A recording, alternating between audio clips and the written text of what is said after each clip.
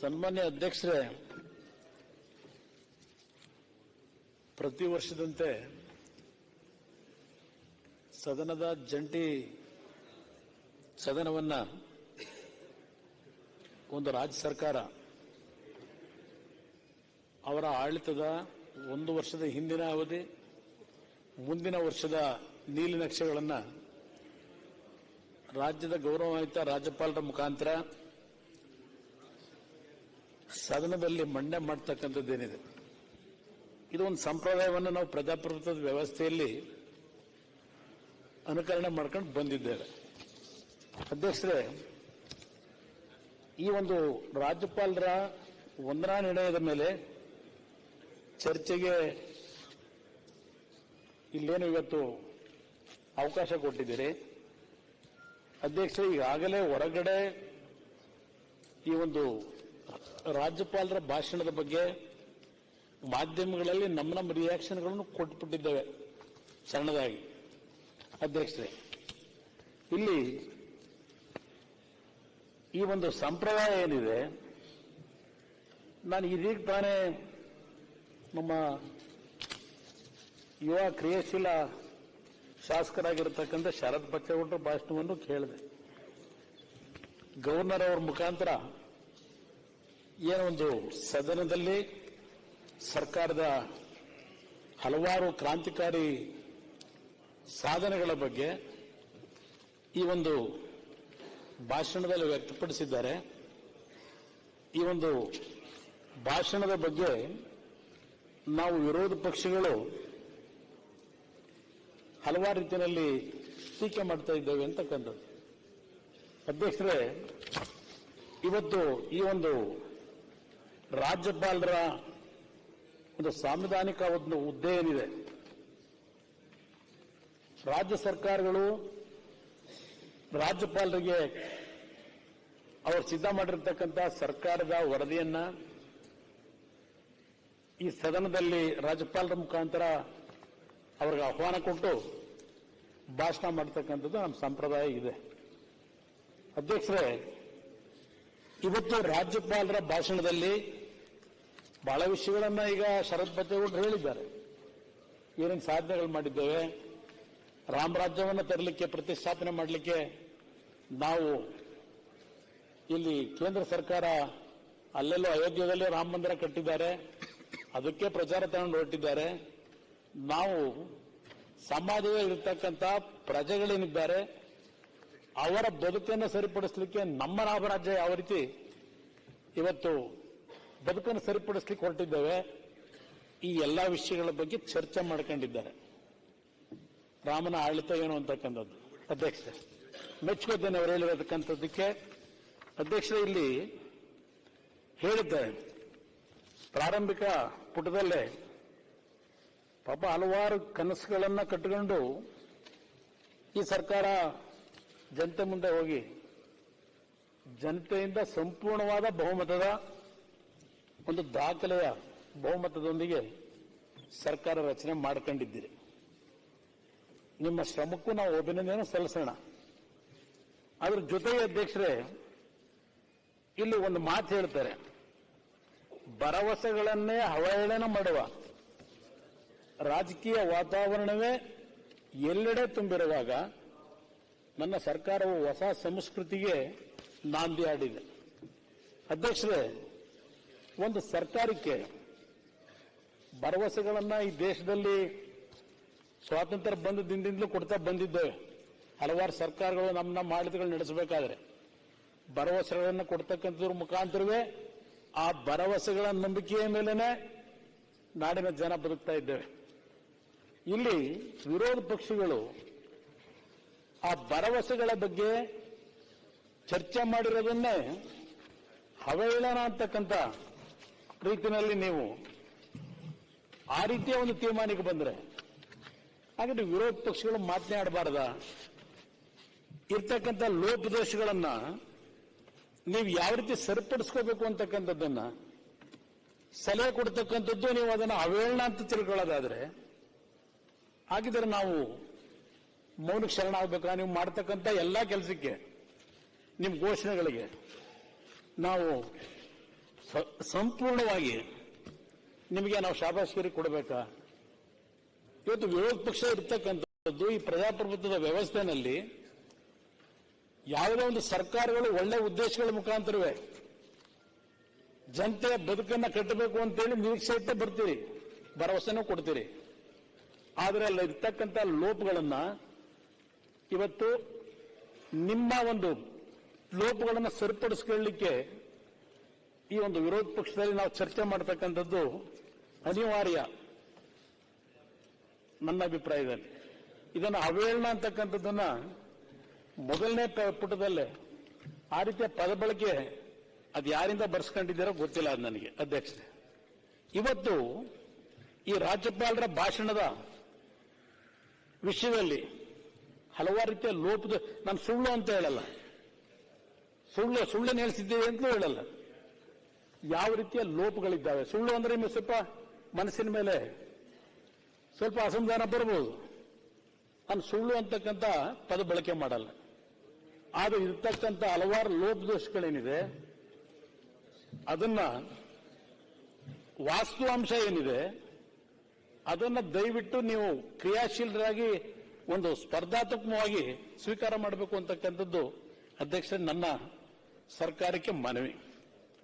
ಅಧ್ಯಕ್ಷರೇ, ಇಲ್ಲಿ ಇಷ್ಟೆಲ್ಲ ಹಲವಾರು ರೀತಿಯ ಲೋಪಗಳು 8 ತಿಂಗಳಲ್ಲಿ ಇರ್ತಕ್ಕಂಥದ್ದನ್ನ ಮುಚ್ಚಿಟ್ಟು ಅಧ್ಯಕ್ಷರೇ, ಇದರಲ್ಲಿ ಹಲವಾರು ಕಡೆ ಕೇಂದ್ರ ಸರ್ಕಾರದ ಕೆಲವು ಕಾರ್ಯಕ್ರಮಗಳು ನಮ್ಮ ರಾಜ್ಯದ ಆರ್ಥಿಕ ಪರಿಸ್ಥಿತಿಗಳ ಮೇಲೆ ಕೇಂದ್ರ ಸರ್ಕಾರದ ತೀರ್ಮಾನಗಳಿಂದ ಹಲವಾರು ರೀತಿಯ ಸಂಕಷ್ಟಗಳನ್ನು ನೀವು ಎದುರಿಸ್ತಾ ಇದ್ದೀರಿ.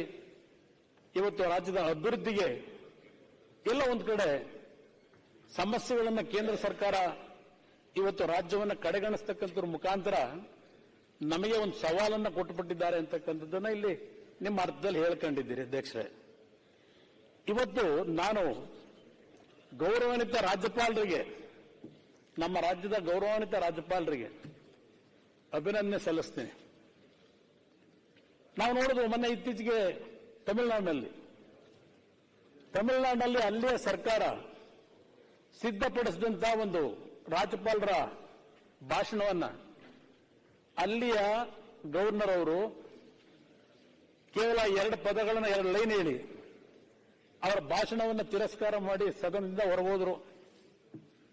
ಅಂತ ಒಂದು ಸಂಪ್ರದಾಯ ಸದ್ಯಕ್ಕೆ ನಮ್ಮ ಸದನದಲ್ಲಿ ನಡೆಯಲಿಲ್ಲ. ಅದು ನಾವು ಅವ್ರಿಗೆ ಅಭಿನಂದಿಸಬೇಕು. ನಾವಿವತ್ತು ರಾಜ್ಯ ಸರ್ಕಾರ, ಗೌರವಾನ್ವಿತ ರಾಜ್ಯಪಾಲರು ಅವರ ನಡವಳಿಕೆಯಿಂದ ಯಾವುದೇ ರೀತಿ ಇಲ್ಲಿ ನಮಗೆ ಮುಜುಗರಕ್ಕೆ ಅವಕಾಶ ಆಗಲಿಲ್ಲ ಅಧ್ಯಕ್ಷರೇ ಸದ್ಯ.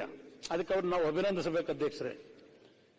ಸರ್ಕಾರ ಇವತ್ತು ಹಲವಾರು ವಿಷಯಗಳ ಬಗ್ಗೆ ತಾವೇನು ಮೆಚ್ಕೊಂಡಿದ್ದೀರಿ. ಗ್ಯಾರಂಟಿ ಕಾರ್ಯಕ್ರಮಗಳು ಇಲ್ಲಿ ಅಧ್ಯಕ್ಷರೇ ಒಂದು ಹೇಳ್ತೀನಿ ನಾನು, ಸರ್ಕಾರಕ್ಕೆ ಅವೇಳನ ಅಂತಕ್ಕಂಥದ್ದು ಏನೇನು ಹೇಳ್ತೀರಿ ಇಲ್ಲಿ ಅಧ್ಯಕ್ಷರೇ. ಇವತ್ತು ಕರ್ನಾಟಕ ರಾಜ್ಯ ಸರ್ಕಾರಕ್ಕೂ ಕೇಂದ್ರ ಸರ್ಕಾರಕ್ಕೂ ಎಲ್ಲ ಒಂದು ಕಡೆ ಸಣ್ಣ ಒಂದು ಸಂಘರ್ಷಕ್ಕೆ ದಾರಿ ಆಗ್ತಾ ಇದೆ. ಅದಕ್ಕೆ ಕಾರಣ ಕೇಂದ್ರ ಸರ್ಕಾರ ನಮ್ಮ ರಾಜ್ಯಕ್ಕೆ ಬರಬೇಕಾಗಿರ್ತಕ್ಕಂಥ ಪಾಲನ್ನ ಕೊಡ್ತಕ್ಕಂಥದ್ರಲ್ಲಿ ನಮಗೆ ಅನ್ಯಾಯ ಎಸಗ್ತಾ ಇದ್ದಾರೆ ಅಂತಕ್ಕಂಥ ಒಂದು ಘರ್ಷಣೆ ಪ್ರಾರಂಭಿಕವಾಗಿ ಪ್ರಾರಂಭ ಆಗಿದೆ ಅಧ್ಯಕ್ಷರೇ. ಇವತ್ತು ನಾನು ಗಮನಿಸಿದ್ದೇನೆ ಹಲವಾರು ವಿಷಯದಲ್ಲಿ. ಸ್ವಲ್ಪ ನನಗೆ ಸಮಯ ಬೇಕು ಇವತ್ತು ಚರ್ಚೆ ಮಾಡಲಿಕ್ಕೆ ಅಧ್ಯಕ್ಷರೇ. ನಾನು ವ್ಯರ್ಥವಾದಂತಹ ವಿಷಯಗಳನ್ನು ಚರ್ಚೆ ಮಾಡಲ್ಲ. ಇರ್ತಕ್ಕಂಥ ಒಂದು ಸೌಹಾರ್ದಯುತವಂತ ಸಂಬಂಧಗಳು ಯಾವ ರೀತಿ ಹೋಗೋದ್ರಿಂದ ಅನುಕೂಲ ಅಂತಕ್ಕಂಥದ್ದನ್ನ ಸರ್ಕಾರಕ್ಕೂ ಸಲಹೆ ಕೊಡ್ಲಿಕ್ಕೆ ಪ್ರಯತ್ನ ಪಡ್ತೀನಿ ಅಷ್ಟೇ. ಅದನ್ನ ಸ್ವೀಕಾರ ಮಾಡ್ಕೊತಕ್ಕಂಥದ್ದು ಸರ್ಕಾರಕ್ಕೆ ಬಿಟ್ಟಂತ ವಿಚಾರ ಅಧ್ಯಕ್ಷರೇ. ನಾನು ಒಂದು ಪತ್ರಿಕೆಯಲ್ಲಿ ನೋಡ್ತಾ ಇದ್ದೆ ಇವತ್ತು ಬರಗಾಲದ ಬಗ್ಗೆನೆ ಪ್ರಾರಂಭಿಕದಲ್ಲಿ ಒಂದೆರಡು ಆ ಸರಿಯಾದ ರೂಪದಲ್ಲಿ ಕೊಡ್ತಕ್ಕಂಥದ್ದು. ಈ ರಾಜ್ಯದಲ್ಲಿ ನಾನು 2 ಬಾರಿ ಒಂದು ಸಣ್ಣ ಅವಧಿಯ ಮುಖ್ಯಮಂತ್ರಿಯಾಗಿ ಕೆಲಸ ಮಾಡಿದ್ದೇನೆ. ನನ್ನ ಜೀವನದಲ್ಲಿ ಆಕ್ಸಿಡೆಂಟಲ್ ಚೀಫ್ ಮಿನಿಸ್ಟರ್ ಆಗಿ ಕೆಲಸ ಮಾಡಿದ್ದೇನೆ. ಆಕ್ಸಿಡೆಂಟಲ್ ಚೀಫ್ ಮಿನಿಸ್ಟರ್ ಆಗಿ ಕೆಲವರು ಅದನ್ನ ಲಾಟ್ರಿ ಚೀಫ್ ಮಿನಿಸ್ಟರ್ ಅಂತಲೂ ಅಂತಾರೆ, ಕೆಲವರು ನಾವೇ ಮಾಡಿದ್ದು ಅಂತಲೂ ಹೇಳ್ತಾರೆ. ಅದು ಯಾವಾಗ ಬಂತು ನನ್ನ ಜೀವನದಲ್ಲಿ ನನ್ನ ಪಾಲಿಗೆ ಬಂದಿತ್ತು ಅಧ್ಯಕ್ಷರೇ. 2 ಬಾರಿ ಇಲ್ಲ, ಅದು ಹೇಳ್ತೀನಿ 2 ಬಾರಿ ನಾನು ಮುಖ್ಯಮಂತ್ರಿ ಆದಾಗ ಮೊದಲನೇ ಬಾರಿಗೆ ಬಿಜೆಪಿ ಮತ್ತು ಜನತಾದಳ 2 ಪಕ್ಷಗಳು ಸೇರಿ ಸರ್ಕಾರ ರಚನೆ ಮಾಡಿದ್ದು. ಅವತ್ತಿನ ಕಾಂಗ್ರೆಸ್ ಜೆಡಿಎಸ್ನ ಸರ್ಕಾರವನ್ನು ಅಸ್ಥಿರಗೊಳಿಸಿ ಬಿಜೆಪಿ ಮತ್ತು ಜೆಡಿಎಸ್ ಪಕ್ಷದಿಂದ ನಾವು ಸರ್ಕಾರ ಏನ್ ಮಾಡಿದ್ವಿ ಅಧ್ಯಕ್ಷರೇ, ಅವತ್ತು ಕೇಂದ್ರದಲ್ಲಿ ಕಾಂಗ್ರೆಸ್ನ ನಾಯಕತ್ವದ ಯುಪಿಎ ಸರ್ಕಾರ ಇತ್ತು. ಆ ಯುಪಿಎ ಸರ್ಕಾರ ಅಲ್ಲಿದ್ದಾಗಲೂ ನಾನು ಆ 20 ತಿಂಗಳ ಅವಧಿಯಲ್ಲಿ ರಾಜ್ಯಕ್ಕೆ ಯಾವೊಂದು ಕಾರ್ಯಕ್ರಮಗಳ ಅನುಷ್ಠಾನಕ್ಕೆ ಕೇಂದ್ರ ಸರ್ಕಾರದ ಬೆಂಬಲದೊಳಗೆ ಬೇಕಿತ್ತು, ಹಲವಾರು ಬಾರಿ ಕೇಂದ್ರದ ಪ್ರಧಾನಮಂತ್ರಿಗಳನ್ನು ಒಳಗೊಂಡಂತೆ ಹಲವಾರು ಮಂತ್ರಿಗಳನ್ನು ಭೇಟಿ ಮಾಡಿದ್ದೇವೆ ಅಧ್ಯಕ್ಷರೇ. ಇವತ್ತು ನಾನು ನೋಡಿದೆ, ನಿನ್ನೆ ಇಲ್ಲೆಲ್ಲೋ ಬಹುಶಃ ಅಶೋಕ್ ಅವರು ಮಾತಾಡ್ತಿದ್ದಾಗಲೇ ಅವರು ಮಾತಾಡ್ತಿದ್ದಾಗ ನರೇಗಾ ದುಡ್ಡು ಕೊಡಿಸಿ ಅಂತ ಏನೋ ಇಲ್ಲ, NDRF ದುಡ್ಡು ನಮ್ಮ ಸಚಿವರು ಯಾರೋ ಕೂಗ್ತಾ ಇದ್ರು ಅಂತ ಕಾಣಿಸ್ತದೆ. ನಾನು ಯಾವ್ದೋ ಟಿವಿಲಿ ನೋಡ್ತಾ ಇದ್ದೆ, ನೆನ್ನೆ ಬಂದಿರಲಿಲ್ಲ ಸದ್ಯಕ್ಕೆ, ನಾವು ಸ್ವಲ್ಪ ಆರೋಗ್ಯ ಸಮಸ್ಯೆ ಇದೆ. ಅಧ್ಯಕ್ಷರೇ, ಇವತ್ತು ನೀವೇನು ಬರಗಾಲದ ಹಿನ್ನೆಲೆಯಲ್ಲಿ ಕೇಂದ್ರ ಸರ್ಕಾರದ ಮುಂದೆ ಹೋಗಿ ಈಗ 100 ದಿನಗಳ ನರೇಗಾ ಕೆಲಸ ಏನಿದೆ, ದಿನಗೂಲಿ ಕೆಲಸ ಕೊಡ್ತಕ್ಕಂಥದ್ದು, ಅದನ್ನ 150 ದಿನಕ್ಕೆ ಹೆಚ್ಚಿಗೆ ಮಾಡಬೇಕು ಅಂತೇಳಿ ಕೇಳ್ತಾ ಇದ್ದೀರಿ. 150 ದಿನಕ್ಕೆ ಹೆಚ್ಚಿಗೆ ಮಾಡಬೇಕು ಅಂತೇಳಿ ನಾನು ಅವತ್ತು ಮುಖ್ಯಮಂತ್ರಿ ಇದ್ದಾಗ ಅಧ್ಯಕ್ಷರೇ, ನಾನು ಕೇಂದ್ರ ಸರ್ಕಾರದ ಮುಂದೆ ಆಗಲ್ಲ 2018ರಲ್ಲಿ 2006-2007 ಬೇರೆ 2018ರಲ್ಲಿ ನಾವು ನೀವೇ ಸೇರಿ ಸರ್ಕಾರ ಮಾಡಿದ್ದು. ಅವತ್ತು ಸ್ವಲ್ಪ ಸಮಸ್ಯೆ ಆಯಿತು, 153 ತಾಲೂಕಿನಲ್ಲಿ ಸಮಸ್ಯೆಗಳು ಉದ್ಭವ ಆಯಿತು ಅಧ್ಯಕ್ಷರೇ. ಅವತ್ತು ನಾವು ಕಾಂಗ್ರೆಸ್ ಜೆಡಿಎಸ್ನ ಮೈತ್ರಿ ಸರ್ಕಾರ, ನಾನು ಕೇಂದ್ರ ಸರ್ಕಾರದ ಮುಂದೆ ಹೋದೆ. ಇವತ್ತೇನು ನೀವೇನು ಅರ್ಜಿ ಕೊಟ್ಟಿದ್ದೀರಲ್ಲ, 100 ದಿನದ ನರೇಗಾ ಕೆಲಸವನ್ನು ದಿನಗೂಲಿ ಕೆಲಸಕ್ಕೆ ಬರದ ಹಿನ್ನೆಲೆಯಲ್ಲಿ 150 ದಿನ ಕೊಡಿ ಅಂತೇಳಿ ಎಕ್ಸ್ಟೆಂಡ್ ಮಾಡಿ ಅಂತ ಅವತ್ತು ನರೇಂದ್ರ ಮೋದಿ ಅವರೇ ಪ್ರೈಮ್ ಮಿನಿಸ್ಟರ್ ಇದ್ರು. ಕೇಂದ್ರದಲ್ಲಿ ಬಿಜೆಪಿ ಸರ್ಕಾರವೇ ಆಡಳಿತ ನಡೆಸ್ತಾ ಇದೆ. ಅವತ್ತಿನ ದಿನ ನಾನು ಮನವಿ ಕೊಟ್ಟ 15 ದಿನದಲ್ಲಿ ಕೇಂದ್ರ ಸರ್ಕಾರ 150 ದಿನಗಳ ನರೇಗಾ ಕೆಲಸಕ್ಕೆ ಮಾಡ್ತಕ್ಕಂಥದ್ದಕ್ಕೆ ಅನುಮತಿಯನ್ನು ಕೊಟ್ಟಂತದ್ದು ನಿದರ್ಶನ ಇವತ್ತು ನಾನು ಹೇಳಬೇಕಾಗ್ತದೆ. ಅವತ್ತು ನಿಮ್ಮ ಜೊತೆ ನಾನು ಸರ್ಕಾರ ಮಾಡಿದ್ದಾಗ ಕೊಟ್ಟಿದ್ದಾರೆ, ಅದ್ ನೀವು ಕೇಳಬೇಕು. ಹಂಗೆ ಸರ್, ಹೇಳಂತೆ ಇಲ್ಲ ತಾವು ಹೇಳದ್ ಕರೆಕ್ಟ್. ಅದಕ್ಕೂ ಮಾನದಂಡ ಈಗ ನಾನು ಮಾನದಂಡಗಳ ಮೇಲೆ ಇಲ್ಲ ಹೇಳಾಗಿಲ್ಲ ಮಾಜಿ ಮುಖ್ಯಮಂತ್ರಿಗಳಿಗೆ ಇಲ್ಲ ಏನು ತಕರಾರೇನಿಲ್ಲ ಸರ್. ಸಾಹೇಬ್ರು ಹೇಳಿದ್ರಲ್ಲ, ನೀವು ಹೋಗಿ ಕೇಳಬೇಕು ಅಂತ. ಮಾನ್ಯ ತಮ್ಮ ಗಮನಕ್ಕೆ ಸರ್, 5 ಸರಿ ಪತ್ರ ಬರೆದಿದ್ದೀವಿ. ನಾನು 3 ಸರಿ ಹೋಗಿ ವೈಯಕ್ತಿಕವಾಗಿ ಭೇಟಿಯಾಗ್ಲಿಕ್ಕೆ ಪ್ರಯತ್ನ ಮಾಡಿದ್ದೀನಿ. ಆದ್ರೂ ಕೂಡ ನಮಗೆ ಯಾವುದೇ ರೀತಿಯಾದ ಸ್ಪಂದನ ಇಲ್ಲ. ನಮ್ಗೆ ನೋವೇನಂದ್ರೆ ಸರ್, ಎಲ್ಲ ಪತ್ರ ವ್ಯವಹಾರ ಮಾಡಿ ಅವರು ನಮಗೊಂದು ಪತ್ರ ಬರೆದ್ರು, ಕೇಂದ್ರ ಸಚಿವರು, ಇಲ್ಲ ನಿಮ್ ಪತ್ರ ಬರ್ದಿದೆ, ಇದು ನಾವು ಪರಿಶೀಲನೆ ಮಾಡ್ತಾ ಇದೀವಿ ಅಂತ ಕೂಡ ನನಗೆ ಪತ್ರ ಬರೆದ ಮೇಲೂ ಕೂಡ ಮಂಡ್ಯ ಸಂಸದರು ಒಂದು ಪ್ರಶ್ನೆ ಕೇಳಿದ್ರು ಸಂಸದರಲ್ಲಿ, ಇಂಥ ಯಾವ್ದಾದ್ರು ಪ್ರಸ್ತಾವನೆ ಇದೆಯಾ ನಿಮ್ಮ ಹತ್ರ ಅಂತ ಹೇಳಿದಾಗ ಕೇಂದ್ರ ಸಚಿವರು ಇಂಥ ಪ್ರಸ್ತಾವನೆನೇ ಇಲ್ಲ ಅಂತ ಹೇಳ್ಬಿಟ್ರು ಅಧ್ಯಕ್ಷರೇ. ನೋವಾಗಲ್ವಾ ಅಧ್ಯಕ್ಷರೇ?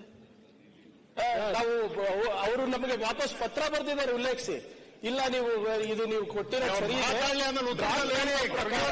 ಡ್ರಾಫ್ಟ್ ಮ್ಯಾನ್ಯುವಲ್ ಪ್ರಕಾರ 150 ದಿನ ವಾಪಸ್ ಇಲ್ಲ ಸರ್, ತಕರಾರು ಮಾಡ್ತಾ ಇಲ್ಲ, ತಕರಾರು ಇಲ್ಲ. ಆಮೇಲೆ ಉತ್ತರ ಕೊಡೋ 150 ದಿನ by as per draft manual ಬರಲೇಬೇಕು ಅಂತ ಇದೆ. ಆದ್ರೂ ಕೂಡ ನಾವು ಕೊಟ್ಟ ಮೇಲೆ ಅಲ್ಲಿ ಸುಳ್ಳು ಹೇಳ್ತಾರೆ ಅಂದ್ರೆ ಅಧ್ಯಕ್ಷರೇ, ನಾವು ಒಂದ್ ನಿಮಿಷ ನಮ್ಮ ಜನರಿಗೆ ಒಳ್ಳೇದಾಗಂಗೆ ಅಧ್ಯಕ್ಷರೇ, ನಾನಿದನ್ನು ಯಾಕೆ ಕೇಳ್ತಾ ಇದ್ದೇನೆ ಅಂದ್ರೆ, ಇಲ್ಲಿ ಕೇಂದ್ರದಲ್ಲಿ ಬೇರೆ ಪಕ್ಷದ ಸರ್ಕಾರ ಇರಲಿ, ಇನ್ನೊಂದು ರಾಜ್ಯದಲ್ಲಿ ಇನ್ನೊಂದು ಸರ್ಕಾರ ಇರಲಿ, ನೀವು ಸರ್ಕಾರಗಳನ್ನ ನಡೆಸಬೇಕಾದ್ರೆ ನಿಮ್ಮ ಅಪ್ರೋಚ್ಗಳು ಯಾವ ರೀತಿ ಇರುತ್ತೆ ನಮಗೇನು ಗೊತ್ತು. ನನಗಾದಂತ ಅನುಭವ ನಾನು ಹೇಳ್ತಾ ಇದ್ದೇನೆ ಅಷ್ಟೇ. ಅದಕ್ಕೆ ಹೇಳಿದ್ದು, ಪ್ರತಿದಿನ ಕೇಂದ್ರ ಸರ್ಕಾರದಿಂದ ನಮ್ಗೆ ಅನ್ಯಾಯ, ಕೇಂದ್ರ ಸರ್ಕಾರದಿಂದ ನಮ್ಗೆ ಅನ್ಯಾಯ, ನಮ್ಗೆ ಕೊಡಬೇಕಾದ ದುಡ್ಡು ಬರ್ತಾ ಇಲ್ಲ, ನ್ಯಾಯವಾದ ಪಾಲು ಬರ್ತಾ ಇಲ್ಲ. ವಾಸ್ತವಾಂಶವನ್ನು ಚರ್ಚೆ ಮಾಡೋಣ. ಅದಕ್ಕೋಸ್ಕರಲೇ ಕೇಂದ್ರ ಸರ್ಕಾರದಿಂದ ಅನ್ಯಾಯ ಆಗ್ತಾ ಇದ್ರೆ ವಾಸ್ತವಾಂಶದಲ್ಲಿ ನಿಮ್ಮ 14ನೇ ಫೈನಾನ್ಸ್ ಕಮಿಷನ್ ಇರಲಿ, 15ನೇ ಫೈನಾನ್ಸ್ ಕಮಿಷನ್ ಇರಲಿ, ನಮಗೆ ಅನ್ಯಾಯ ಆಗಿದ್ರೆ ನಿಮ್ ಜೊತೆನಲ್ಲಿ ಧ್ವನಿಗೂಡಿಸಿ ಕೆಲಸ ಮಾಡಲಿಕ್ಕೆ ಪ್ರಧಾನಮಂತ್ರಿಗಳು ಭೇಟಿ ಮಾಡಲಿಕ್ಕೆ ತಯಾರಾಗಿದ್ದೇವೆ. ಆದರೆ ಇಲ್ಲಿ ಪ್ರತಿನಿತ್ಯ ನೀವು ಈ ರೀತಿ ಸರ್ಕಾರದ ವಿರುದ್ಧ ಪ್ರತಿನಿತ್ಯ ಹೇಳಿಕೆಗಳು ಕೊಟ್ಕೊಂಡು, ಈಗ ಅಲ್ಲಿ ಶರತ್ ಬಚ್ಚೇಗೌಡರ ಭಾಷಣ ಕೇಳಿಸ್ಕೊಂಡೆ. ಕೇಂದ್ರ ಸರ್ಕಾರ ಅನ್ಯಾಯ ಮಾಡಿದೆ, ಕನ್ನಡಿಗರು ನಾವು ಸೌಮ್ಯಜೀವಿಗಳು, ಇದನ್ನ ನೀವು ಹೇಳ್ಕೊಂಡು ಕೇಂದ್ರ ಸರ್ಕಾರದಿಂದ ಪ್ರತಿನಿತ್ಯ ಆಪಾದನೆ ಮಾಡ್ತಾ ಹೋದ್ರೆ ನಿಮ್ಗೆ ಯಾಕೆ ಅವರು ಗೌರವ ಕೊಡ್ತಾರೆ? ಇನ್ನೊಂದು ಪ್ರಕರಣ ಹೇಳ್ತೀನಿ ಅಧ್ಯಕ್ಷರೇ. ಇದೇ ಕಾಂಗ್ರೆಸ್ ಜೆಡಿಎಸ್ನ ಮೈತ್ರಿ ಸರ್ಕಾರದಲ್ಲಿ ಯಾವತ್ತು ಆರ್ಥಿಕ ಸಚಿವರಿದ್ದಾರೆ ನಿರ್ಮಲಾ ಸೀತಾರಾಮನ್ ಅವರು ಅವತ್ತು ಡಿಫೆನ್ಸ್ ಮಿನಿಸ್ಟರ್, ದೇಶದ ರಕ್ಷಣಾ ಸಚಿವರು. ನಮ್ಮ ರಾಜ್ಯದ ಬೆಂಗಳೂರು ನಗರದ ಬ್ರ್ಯಾಂಡ್ ಬೆಂಗಳೂರು ಮಾಡ್ತಾರೆ ಈಗ 50 ವರ್ಷಕ್ಕೆ. ಬ್ರ್ಯಾಂಡ್ ಬೆಂಗಳೂರು ಮಾಡ್ತಾರೆ ಈಗ, ಬ್ರ್ಯಾಂಡ್ ಬೆಂಗಳೂರು. ನಿಮ್ ಸುರಂಗ ಮಾರ್ಗ ಅಧ್ಯಕ್ಷರೇ 2006-7 ಮುಖ್ಯಮಂತ್ರಿ ಇದ್ದಾಗ ಮೀನ್ ಸ್ಕ್ವೇರ್ನಿಂದ ನಿಮ್ಮ ಹೆಬ್ಬಾಳ ಫ್ಲೈಓವರ್ವರೆಗೆ ಅವತ್ತಿನ ಸರ್ಕಾರದ ಕ್ಲಿಯರೆನ್ಸ್ ಕೊಟ್ಟಿದ್ದೆ, ಸರ್ಕಾರದ ಕಡತ ತೆಗೆದು ನೋಡಿ. ಈಗ ಮಾತಾಡ್ತಾ ಇದ್ದೀರಿ ಮೆಟ್ರೋ ನಿಮ್ಮ ಯಾವುದೋ ಬೇಕರಿ ಸರ್ಕಲ್ ಇಂದ ಏನೋ ಸುರಂಗ ಮಾರ್ಗಕ್ಕೆ ಈಗ ಡಿಪಿಆರ್ ಮಾಡಿಸ್ತಾ ಇದ್ದೀರಿ. ಅವತ್ತು ಇನ್ನೊಂದು 20 ತಿಂಗಳು ಸರ್ಕಾರ ಇದ್ದರೆ ಕೆಲಸ ಮುಗದೆ ಹೋಗಿರೋದು. ಈಗ ಅದಂತದ್ದು ಪೆರಿಫೆರಿಯಲ್ ರಿಂಗ್ ರೋಡ್, ಯಾಕಂತದ್ದು ಎಕನಾಮಿಕ್ ಕಾರಿಡಾರ್ 2006-7 ತೆಗೆದು ನೋಡಿ. Land acquisition process preliminary notification issue ಮಾಡಿದೀವಿ. ಕೇಂದ್ರ ಸರ್ಕಾರ ಅವತ್ತು 3,000 ಕೋಟಿ ವೆಚ್ಚ ಅದಕ್ಕೆ, ಆ ಪೆರಿಫೆರಿಯಲ್ ರಿಂಗ್ ರೋಡ್ಗೆ. ಕೇಂದ್ರ ಸರ್ಕಾರವೇ ಸಂಪೂರ್ಣವಾಗಿ ಜವಾಬ್ದಾರಿ ತಗೊಳ್ಳಕ್ಕೆ ತಯಾರಾಗಿದ್ರು, ಅವತ್ತು ಮಾಡ್ತೀವಿ ಅಂತ ಒಪ್ಪಿಗೆ ಕೊಟ್ಟರು. ಆದ್ರೆ ದುರಾದೃಷ್ಟ ಸರ್ಕಾರ ಹೋಯ್ತು, ಅದು ಅಲ್ಲಿಗೆ ನಿಂತೋಯ್ತು. ಈಗ 17 ವರ್ಷ ಆಗಿದೆ. 3,000 ಕೋಟಿ ರೂಪಾಯಿನ ಕಾಮಗಾರಿ ಇವತ್ತು 27,000 ಕೋಟಿ ಅಂತ ಹೇಳ್ತಾ ಇದ್ದೀರಿ. 27,000 ಕೋಟಿ ಬ್ರ್ಯಾಂಡ್ ಬೆಂಗಳೂರು ಲ್ಯಾಂಡ್ ಅಕ್ವಿಸಿಷನ್ಗೆ ಇವತ್ತು 21,000 ಕೋಟಿನೋ 26,000 23,000 ಕೋಟಿ ಬೇಕು ಅಂತ ಹೇಳ್ತಾ ಇದ್ದೀರಿ. ಮುಂದೆ ಜೀವನ ಎತ್ಬಿಟ್ಟು ಹೇಳ್ಬೇಕು ಅಂತೀರಲ್ಲ. ಏನು ಅವತ್ತು ಕುಮಾರಣ್ಣ ಮುಖ್ಯಮಂತ್ರಿ ಆಗಿದ್ರು, ಬಹುಶಃ ಅವತ್ತು ನಮ್ಮ ಆನಂದರಾವ್ ಸರ್ಕಲ್ ಇಂದ ಹಿಡಿದು ಹೆಬ್ಬಾಳ ಫ್ಲೈಓವರ್ ವರೆಗೂ ಮತ್ತೆ ಡೇರಿ ಸರ್ಕಲ್ ಇಂದ ಇದು ಕೋರ್ಮಂಗ್ಲವರೆಗೂ ಮೈಸೂರು ರಸ್ತೆ ಮತ್ತೆ ಏನಿವತ್ತು ಮ್ಯಾಜಿಕ್ ಬಾಕ್ಸ್ ಅಂತ ಕರೀತಾ ಇದ್ದಾರೆ ಕಾವೇರಿ ಜಂಕ್ಷನ್, ಇಷ್ಟಕ್ಕೂ ಆವತ್ತು ಮುಖ್ಯಮಂತ್ರಿಗಳಾಗಿದ್ದಂತ ಕುಮಾರಣ್ಣ ಅವ್ರ ಪೀರಿಯಡ್ ಅಲ್ಲಿ ನಾನೊಬ್ಬ ಗುತ್ತಿಗೆದಾರ ಈ ಕಾಮಗಾರಿಗಳಿಗೆ. 20 ಅಧ್ಯಕ್ಷರೇ, ಇಷ್ಟು ಕಾಮಗಾರಿಗಳಿಗೂ ನಾನೇ ಗುತ್ತಿಗೆದಾರ. 20 ತಿಂಗಳಲ್ಲಿ ಅಧ್ಯಕ್ಷರೇ ಬೆಂಗಳೂರು ನಗರದೊಳಗೆ ಸುಮಾರು 54 ರಸ್ತೆಗಳ ಅಗಲೀಕರಣಕ್ಕೆ ಆವತ್ತಿನ ಸರ್ಕಾರದಲ್ಲಿ ಕೆಲಸ ಸಂಪೂರ್ಣ ಮಾಡಿಕೊಟ್ಟಿದ್ದಾರೆ. ಆ 20 ತಿಂಗಳ ಆಡಳಿತದಲ್ಲಿ ಸುಮಾರು 54 ಬೆಂಗಳೂರಿನ ಒಳಗಿರ್ತಕ್ಕಂಥ ಹಲವಾರು ರಸ್ತೆಗಳು ಇವತ್ತೇನು ಅಗಲೀಕರಣ ಆಗಿದೆಯಲ್ಲ, ಆ 20 ತಿಂಗಳಲ್ಲಿ ಮಾಡಿಕೊಟ್ಟಿದ್ದೇವೆ. ನಾವೇನು ಯಾವ ಬ್ರ್ಯಾಂಡ್ ಬೆಂಗಳೂರು ಅದು ಮಾಡ್ತೀವಿ ಇದು ಮಾಡ್ತೀವಿ ಅಂತ ಹೇಳಿಲ್ಲ. ಪಾಪ ಅವ್ರು ಹೇಳಿದ್ರು, ಬಜೆಟ್ ಕೇಳ್ತಾ ಇದ್ದೆ, ಇಷ್ಟೆಲ್ಲ ನಾವು ಗ್ಯಾರಂಟಿ ಕಾರ್ಯಕ್ರಮ ಕೊಟ್ಟಿದ್ದೀವಿ, ಇಷ್ಟೆಲ್ಲ ರಾಮರಾಜ್ಯ ಮಾಡ್ತಾ ಇದ್ದೇವೆ, ನಮಗೆ ಸರಿಯಾದ ರೀತಿ ಕನ್ನಡಿಗರು ನಾವು ಪ್ರಚಾರನೇ ಪಡಿತಿಲ್ಲ ಅಂತ ಹೇಳಿ. ನಿಮ್ಮ ಪ್ರಚಾರನೇ ಪಡಿತಿಲ್ಲ ಅನ್ನೋದಕ್ಕೆ ನೀವಿಲ್ಲಿ ಹೇಳ್ತಾ ಇದ್ದೀರಿ, ಇಲ್ಲೇನು ಹೇಳ್ತೀರಿ? ಇವತ್ತೇನು ಹೇಳ್ತಾ ಇದ್ದೀರಿ? ನಿಮ್ಮ ಈ 5 ಗ್ಯಾರಂಟಿಗಳನ್ನ ಅಧ್ಯಕ್ಷರೇ, ನಿಮ್ಮ 5 ಗ್ಯಾರಂಟಿಗಳನ್ನ ಸಾರ್ವತ್ರಿಕ ದಾಖಲೆ ಎಂದು ಪರಿಗಣಿಸಲಾಗುತ್ತಿದೆ. ದೇಶ ವಿದೇಶಗಳ ಮಾಧ್ಯಮಗಳು ಈ ಕುರಿತು ಶ್ಲಾಘನೆ ಮಾಡಿದೆ.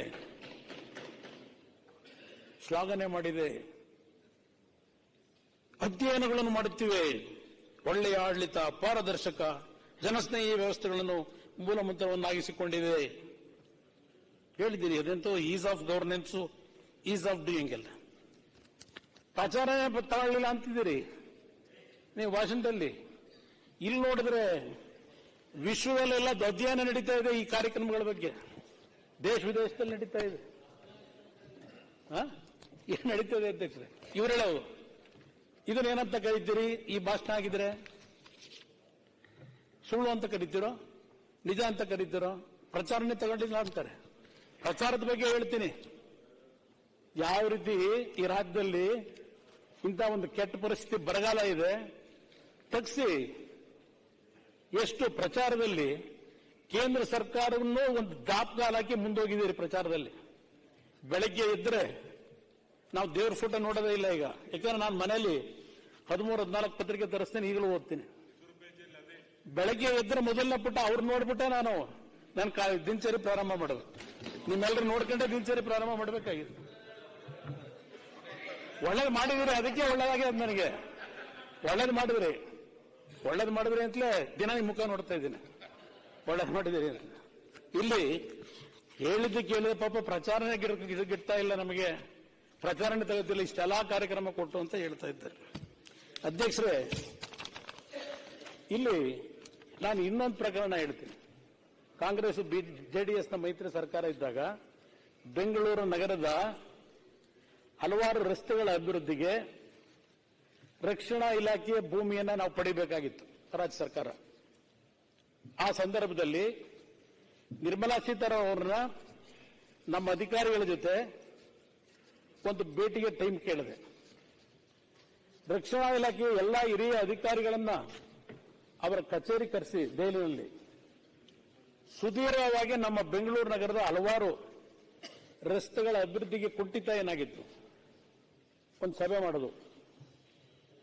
ಅವರು ನನಗೊಂದು ಸಮಯ ಕೊಟ್ಟರು. ನಾನೇ ಬೆಂಗಳೂರಿಗೆ ಬರ್ತೀನಿ, ಬೆಂಗಳೂರಿಗೆ ಬಂದು ನಿಮ್ಮ ಈ ಒಂದು ಬೆಂಗಳೂರು ನಗರದ ಅಭಿವೃದ್ಧಿಗೆ ಏನು ಕುಂಠಿತ ಆಗಿದೆ ಎಲ್ಲ ಕ್ಲಿಯರೆನ್ಸ್ ಕೊಡ್ತೀವಿ ನಾವು ರಕ್ಷಣಾ ಇಲಾಖೆಯಿಂದ ಅಂತ ಹೇಳಿ ಅವ್ರು ಬಂದರು ಕರ್ನಾಟಕಕ್ಕೆ, ಬೆಂಗಳೂರಿಗೆ. ನಾನು ಈ ರಾಜ್ಯದಲ್ಲಿ ಅವತ್ತು ಅವರ ಬೆಂಬಲದೊಳಗೆ ಮುಖ್ಯಮಂತ್ರಿ ಆಗಿದ್ದೆ. ಯಾಕೆಂದ್ರೆ ನಾನು ವೆಸ್ಟ್ ಎಂಡ್ ರೋಡ್ನಲ್ಲಿ ಪಾಪ ಎಲ್ಲ ರಾಜ್ಯಪಾಲರ ಭಾಷಣದಲ್ಲಿ ನಾನು ದಿನ ವೆಸ್ಟ್ ಎಂಡ್ ರೋಡ್ನಲ್ಲಿ ಕಾಲ ಕಳ್ಕೊಂಡಿದ್ದೆ ಅಂತ ಹೇಳಿ ಪಾಪ ಭಾಷಣ ಮಾಡೋರು. ನನ್ನೇನು ಮೊನ್ನೆ ಮಾತಾಡ್ಬೇಕಾದ್ರು ಇಲ್ಲಿ ನಾನಿದ್ದ 14 ತಿಂಗಳು ಇನ್ನೊಂದು ತರಲಿಲ್ಲ. ನನ್ನ ಪ್ರತಿನಿತ್ಯದ ದಿನಚರಿ ಸರ್ಕಾರದ official record west end hotel ಕೂತ್ಕೊಂಡು ಈ ಕೆಲಸ ಮಾಡಿದ್ರೆ ಈ ಕೆಲಸ ಆಗ್ತಿರ್ಲಿಲ್ಲ. ದಿನ ಮಾತ್ರ ಇನ್ನೂ ಮುಗಿದಿಲ್ಲ ವೆಸ್ಟ್ ಎಂಡ್ ಹೋಟೆಲ್ ಕತೆ. ನೀವು ನೆನೆ ಮಿಸ ನೀವೆಲ್ಲ ಹೋಗಿ ಅಲ್ಲೇ ಮೀಟಿಂಗ್ ಮಾಡಿರ್ಬೇಕೇನೋ. ನೀವು ಮಾಡಿದ್ರೆ ತಪ್ಪಿಲ್ಲ, ನಾನು ಮಾಡಿದ್ರೆ ತಪ್ಪು. ವೆಸ್ಟ್ ಎಂಡ್ ಹೋಟೆಲಲ್ಲಿ ಇದು ಇದೆ ಪ್ರತಿನಿತ್ಯದ ದಿನಚರಿ. ನಾನು ಏನೇನು ಮಾಡಿದ್ದೆ, ದಿನಕ್ಕೆ ಎಷ್ಟು ಗಂಟೆ ಮೀಟಿಂಗ್ಗಳು ಮಾಡಿದ್ದೀನಿ, ಜನ ಎಷ್ಟು ನೋಡಿದ್ದೀನಿ ಅಂತೇಳಿ. ನಾನೇನು ಜನಸ್ಪಂದನ ಅಂತ ಹೇಳಿ ಈಗ ಪುಟಗಟ್ಲೆ ಮುಖ್ಯಮಂತ್ರಿಗಳ ಜನಸ್ಪಂದನ ಅಲ್ಲ. ಅವ್ರ ಪಾಪ ಹಿಂದೆ ಕೂತವ್ರು ನಗ್ತಾ ಇದ್ದಾರೆ. ಏನು ವೆಸ್ಟ್ ಎಂಡ್ ಹೋಟೆಲ್ ಅಂತ ನಮ್ ಕಡೆ ಕೈ ಮಾಡ್ತಿದ್ರಿ, ಹೇಳಿದವ್ರು ನಾವು ಕೈ ಆ ಕಡೆ ಮಾಡ್ತಾ ಇದಾರೆ ಇವ್ರು ಅಂತ ನಗ್ತಾ ಇದಾರೆ. ಮಧ್ಯ ಮಾತಾಡಿದ್ವಾ ಯಾರು? ಕೃಷ್ಣ ನಮ್ಮ ಬೈರೇಗೌಡ ಮಾತಾಡಿದ್ರು.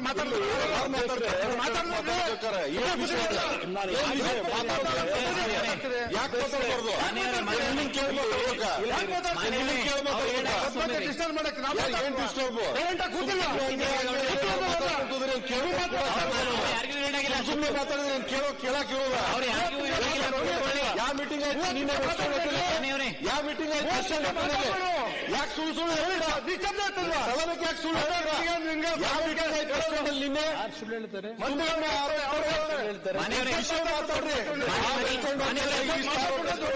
ಸದನಕ್ಕೆ ಏನ್ ಲಾಭ? ಹೋಟೆಲ್ಗಳು ಮಾತಾಡಿ ಸದನಕ್ಕೆ ಏನ್ ಲಾಭ? ಏನಾಗಬೇಕು? ಸದನಕ್ಕೆ ಏನಾಗಬೇಕು ಮಾತಾಡಿ. ನಿಮ್ ಲೀಡರ್ಗಳಿದ್ರೆ ಗೊತ್ತಿಲ್ಲ, ಟಿವಿಲಿ ನೋಡಿದ್ರೆ ನಾನು ಹೇಳ್ತಾ ಇದ್ದೀನಪ್ಪ. ಟಿವಿಲನ್ನು ತೋರಿಸೋದು ಅಲ್ಲಿತ್ತು ಅಂತ ಹೇಳಿ ಆಮೇಲೆ ಮಾತಾಡಿ ಉತ್ತರ. ಇಲ್ಲಿ ಅಧ್ಯಕ್ಷರೇ, ನಾನು ಯಾಕೆ ಹೇಳ್ತೀನಿ ಅಂದ್ರೆ, ಅವತ್ತು ಕೇಂದ್ರದ ರಕ್ಷಣಾ ಸಚಿವರೇ ಬಂದರು ಬೆಂಗಳೂರಿಗೆ. ನಾನು ಈ ರಾಜ್ಯದ ಮುಖ್ಯಮಂತ್ರಿ ಇದ್ರು.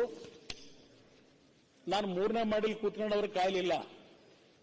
ಅವ್ರನ್ನ ಹೋಗಿ ನಾವೇನಿಗೆ ಇಳಿದು ಬರ್ತೀವಲ್ಲ ದಿನ ಬೆಳಗ್ಗೆ ಇಲ್ಲಿ ಬರಬೇಕಾದ್ರೆ ಆ ಹತ್ರ ನಾನೇ ಹೋಗಿ ಬಗ್ಗೆ ಕೊಟ್ಟು ರಿಸೀವ್ ಮಾಡಿ ಅವ್ರನ್ನ ವಿಧಾನ ಮೇಲ್ಗಡೆ ಮೀಟಿಂಗ್ ಹಾಲಿ ಕರ್ಕೊಂಡ್ಬಂದೆ. ಎಲ್ಲಾ ರೀತಿಯ ಕ್ಲಿಯರೆನ್ಸ್ಗಳು ಏನೇನಾಗಬೇಕಾಗಿತ್ತು ಅಭಿವೃದ್ಧಿಗೆ ಅವತ್ತು ಕ್ಲಿಯರ್ ಮಾಡಿಕೊಟ್ಟೋದ್ರು. ಇದು ನಾನು ಯಾಕೆ ಹೇಳ್ತಾ ಇದ್ದೇನೆ, ಕಾಂಗ್ರೆಸ್ ಸರ್ಕಾರ ಮತ್ತು ಜೆಡಿಎಸ್ ಸರ್ಕಾರ ಇಬ್ಬರು ಸೇರಿ ಪಕ್ಷಗಳು ಸೇರಿ ಮಾಡಿದಂತ ಮೈತ್ರಿ ಸರ್ಕಾರದಲ್ಲೂ ಕೆಲಸ ಮಾಡಿಸಿದ್ವಿ, ನಾವು ಮಾಡಿಸಿದ್ದೇವೆ. ಯಾತಿಗೆ ಪದೇ ಪದೇ ಇದ್ದು ಹೇಳ್ತೀರಿ? ಇರೋ ನನಗೆ ಏನ್ ನಡೆದಿದೆ ನನ್ನ ಘಟನೆ ಅದು ಹೇಳ್ತಾ ಇದ್ದೀನಿ. ಮೀಟಿಂಗ್ ಮಾಡಿದ್ ನಿಜಾನೇ, ಆದೇಶ ಮಾಡಿದ್ ನಿಜಾನೇ, ಅದು ಇನ್ನೂ ಕಾರ್ಯಗತ ಆಗಿಲ್ಲ. ಹಲವಾರು ರಸ್ತೆಗಳಿಗೆ ಅವ್ರನ್ನೇ ಕರ್ಕೊಂಡ್ಬಂದು ನಿಮ್ಮ ಸಿ ವಿ ರಾಮನ್ ನಗರ ಯಾವುದೋ ಭಾಗಗಳಿದೆ, ಹೆಬ್ಬಾಳದ ಆ ಕಡೆ ಎಲ್ಲೆಲ್ಲೋ 3-4 ಕಾರ್ಯಕ್ರಮ ನಾನೇ ಫಂಕ್ಷನ್ ಅಲ್ಲಿ ಫೌಂಡೇಶನ್ ಸ್ಟೋನ್ ಅವ್ರ ಜೊತೆ ಸೇರ್ ಮಾಡಿದ್ದೀವಿ. ಇದೆಲ್ಲ PC ಮೋಹನ್ ಯಾರು ಇದ್ರು. ಅದಿಲ್ಲ, ಅದು ಬಿಟ್ಟು ನಮ್ಮ ಕಾಲದಲ್ಲಿ ಈಗ ತಂದೆಯವ್ರ ಕಾಲ 95 ಕಿಲೋಮೀಟರ್ ಏನೋ, ಅವ್ರ ಕಾಲ ದೊಡ್ಡದು, ಅವ್ರ ಕಾಲದ ಬೇರೆ. ನಾವು ನೀವು ಸೇರಿ ಸರ್ಕಾರ ಮಾಡಿದಾಗಲೂ ಡಿಫೆನ್ಸ್ ಇಂದ ಆಗಲೂ ಕೊಟ್ರೆ ನಮಗೆ ಕೇಂದ್ರ ಸರ್ಕಾರ ಮಾಡಿದ್ರೆ ಎಲ್ಲ ಒಪ್ಕೊಳ್ತೀನಿ. ಆಮೇಲೆ ಆದೇಶನೂ ಮಾಡಿದ್ರು, ಆದ್ರೆ ಇವತ್ತಿಗೂ ಅದು ಆಗ್ಲಿಲ್ಲ, ಕಾರ್ಯಗತ ಕೆಲವು ಕೆಲಸ ನಾನೇ ಕೊಡ್ತೀನಿ. ಕೆಲವು ಕೆಲಸ ಆಗಿದೆ, ಆಗಿದ್ರೆ ಕೆಲವು ಆಗದೆ ಇರ್ಬೋದು, ನಂಗೆ ಗೊತ್ತಿಲ್ಲ. ನನಗೆ ಆಮೇಲೆ ನನಗಿದ್ದು 14 ತಿಂಗಳು, ಆಮೇಲೆ ಮುಂದೇನಾಯ್ತು ನನಗೆ ಗೊತ್ತಿಲ್ಲ. ನಾನಿದ್ದ ಫೌಂಡೇಶನ್ ನಾ ಯಾಕೆ ಬಂದಿದ್ದೀವಿ 2-3 ರಸ್ತೆಗಳಿಗೆ. ಅದರಿಂದ ಅಧ್ಯಕ್ಷರೇ, ನಾವು ಯಾವ ರೀತಿಯಲ್ಲಿ ಈ ಒಂದು ಸರ್ಕಾರಗಳ ನಡುವೆ ವಿಶ್ವಾಸದಿಂದ ಕೆಲಸ ಮಾಡ್ಕೊತೀವಿ ಅದು ಮುಖ್ಯ ಇಲ್ಲಿ ಅಧ್ಯಕ್ಷರೇ. ಅದಾದ್ಮೇಲೆ ಅಧ್ಯಕ್ಷರೇ, ಈಗ ನಾನು ಪಾಪ ಹೇಳಿದ್ರಲ್ಲ, ನಾವು ಗ್ಯಾರಂಟಿ ನುಡಿದಂತೆ ನಡೆದಿದ್ದೇವೆ. ಒಂದು ಕೆಲಸ ಮಾಡ್ಬಿಡಿ, ಕೆಂಗಾಲ ಹನುಮಂತಯ್ಯನವರು ಸರ್ಕಾರಿ ಕೆಲಸ ದೇವ್ರ ಕೆಲಸ ಅಂತ ಹಾಕೋರಲ್ಲಿ ಎಲ್ಲೆಲ್ಲ ಹಾಕೊಂಡಿದ್ವಿ. ಅದೆಲ್ಲ ಆ ಕಡೆ ಇದರ ಕಡೆ ಹಾಕಿರಬೇಕು, ಹೈಕೋರ್ಟ್ ಕಡೆ. ನೀವು ಇನ್ನೊಂದು ಹಾಕ್ಬಿಡಿ, ಈಗ ನುಡಿದಂತೆ ನಡೆದಿದ್ದೇವೆ ಇದೊಂದು ಹಾಕೊಂಡ್ಬಿಟ್ರೆ ನೋಡಿ, ಇನ್ನೊಂದು ನಿಮಗೆ ಒಳ್ಳೆ ಪ್ರಚಾರ ಸಿಗ್ತದೆ. ನನಗೆ ಇನ್ನೊಂದು ಇನ್ಸಿಡೆಂಟ್ ಹೇಳ್ತೀನಿ ಅಧ್ಯಕ್ಷರೇ. ನಮ್ಮ ರಾಜ್ಯದಲ್ಲಿ ಬಹುಶಃ ಜನತಾದಳ ಸರ್ಕಾರ, ಸಿದ್ದರಾಮಯ್ಯವರು ಉಪಮುಖ್ಯಮಂತ್ರಿಗಳಿದ್ರೇನು, ಆ ಒಬ್ರು ಮುನಿಯಪ್ಪ ಅಂತ ಹೇಳಿ ಚಿಕ್ಕಬಳ್ಳಾಪುರದವರೊಬ್ರು ಪೇಪರ್ ಮುನಿಯಪ್ಪ ಅಂತ ಕರೆಯಾರ ಅವ್ರನ್ನ, ನಾವೆಲ್ಲ ಚಿಕ್ಕವರಾಗ. ಅವರು ಮಂತ್ರಿನೂ ಆಗಿದ್ರು, ರೇಷ್ಮೆ ಇಲಾಖೆ ಮಂತ್ರಿನೂ ಆಗಿದ್ರು ಸ್ವಲ್ಪ ದಿವಸ. ಕನ್ನಡಪ್ರಭ ಪತ್ರಿಕೆ ವರದಿಗಾರಿದ್ರು ಅಂತ ಕಾಣಿಸ್ತದೆ. ಚಿಕ್ಕಬಳ್ಳಾಪುರದಲ್ಲಿ ಶಾಸಕರಾಗಿ ರೇಷ್ಮೆ ಇಲಾಖೆ ಮಂತ್ರಿಗಳಾಗಿದ್ರು ಅವ್ರ ಮಂತ್ರಿ ಕಚೇರಿ ಕೂತ್ಕೊಂಡು ಫೋನ್ ಮಾಡಿ ಕೆಲಸ ಮಾಡಿಸ್ತಿರ್ಲಿಲ್ಲ. ಕಚೇರಿಗಳಿಗೆ ಅಧಿಕಾರಿಗಳ ಹತ್ರಕ್ಕೆ ಅವರೇ ಅವ್ರ ಕ್ಷೇತ್ರಕ್ಕೆ ಅಭಿವೃದ್ಧಿಗೆ ಸಂಬಂಧಪಟ್ಟಾಗೆ ಹೋಗಿ ಕೆಲಸ ಆಗೋವರೆಗೂ ಯಾವುದೇ ರೀತಿಯ ನಾನು ದೊಡ್ಡ ಮಂತ್ರಿ ಆಗಿದ್ದೇನೆ ಅಂತ ಹೇಳಿ ಅಧಿಕಾರಿಗಳನ್ನ ಬಾ ಅಂತ ದರ್ಪದಲ್ಲಿ ಕರೆಯಲಿಲ್ಲ ಅವರು. ಬಹುಶಃ ಒಬ್ಬ ಜನಪ್ರತಿನಿಧಿ ಯಾವ ರೀತಿ ಕೆಲಸ ಮಾಡಬೇಕು ಅನ್ನೋದಕ್ಕೆ ಒಂದು ಮಾದರಿಯಾಗಿ ಕೆಲಸ ಮಾಡಿದಂತವರು ಅನ್ನೋದು ನನ್ನ ಅಭಿಪ್ರಾಯ. ನಾವೆಲ್ಲ ಇನ್ನೂ ರಾಜಕಾರಣಕ್ಕೆ ಬಂದಿರಲಿಲ್ಲ ಆಗ ಅಧ್ಯಕ್ಷರೇ, ಆ ರೀತಿಯ ದಿನಗಳನ್ನು ನೋಡಿದ್ದೇವೆ ಇಲ್ಲಿ. ಅದರಿಂದ ಅಧ್ಯಕ್ಷರೇ, ಇಲ್ಲಿ ನಮಗೆ ಕೇಂದ್ರ ಸರ್ಕಾರ ಜೊತೆ ಪ್ರತಿನಿತ್ಯ ಏನ್ ನಡೀತಾ ಇದೆ ಅದರ ಬಗ್ಗೆ ನಾನು ಆಮೇಲೆ ಹೇಳ್ತೀನಿ ಅಧ್ಯಕ್ಷ. ಅದರಿಂದ ದೇವ್ರ ಕೆಲಸ, ಸರ್ಕಾರದ ಕೆಲಸ, ದೇವ್ರ ಕೆಲಸ ಈ ಪಾಪ ನುಡಿದಂತೆ ನಡೆದಿದ್ದೇವೆ.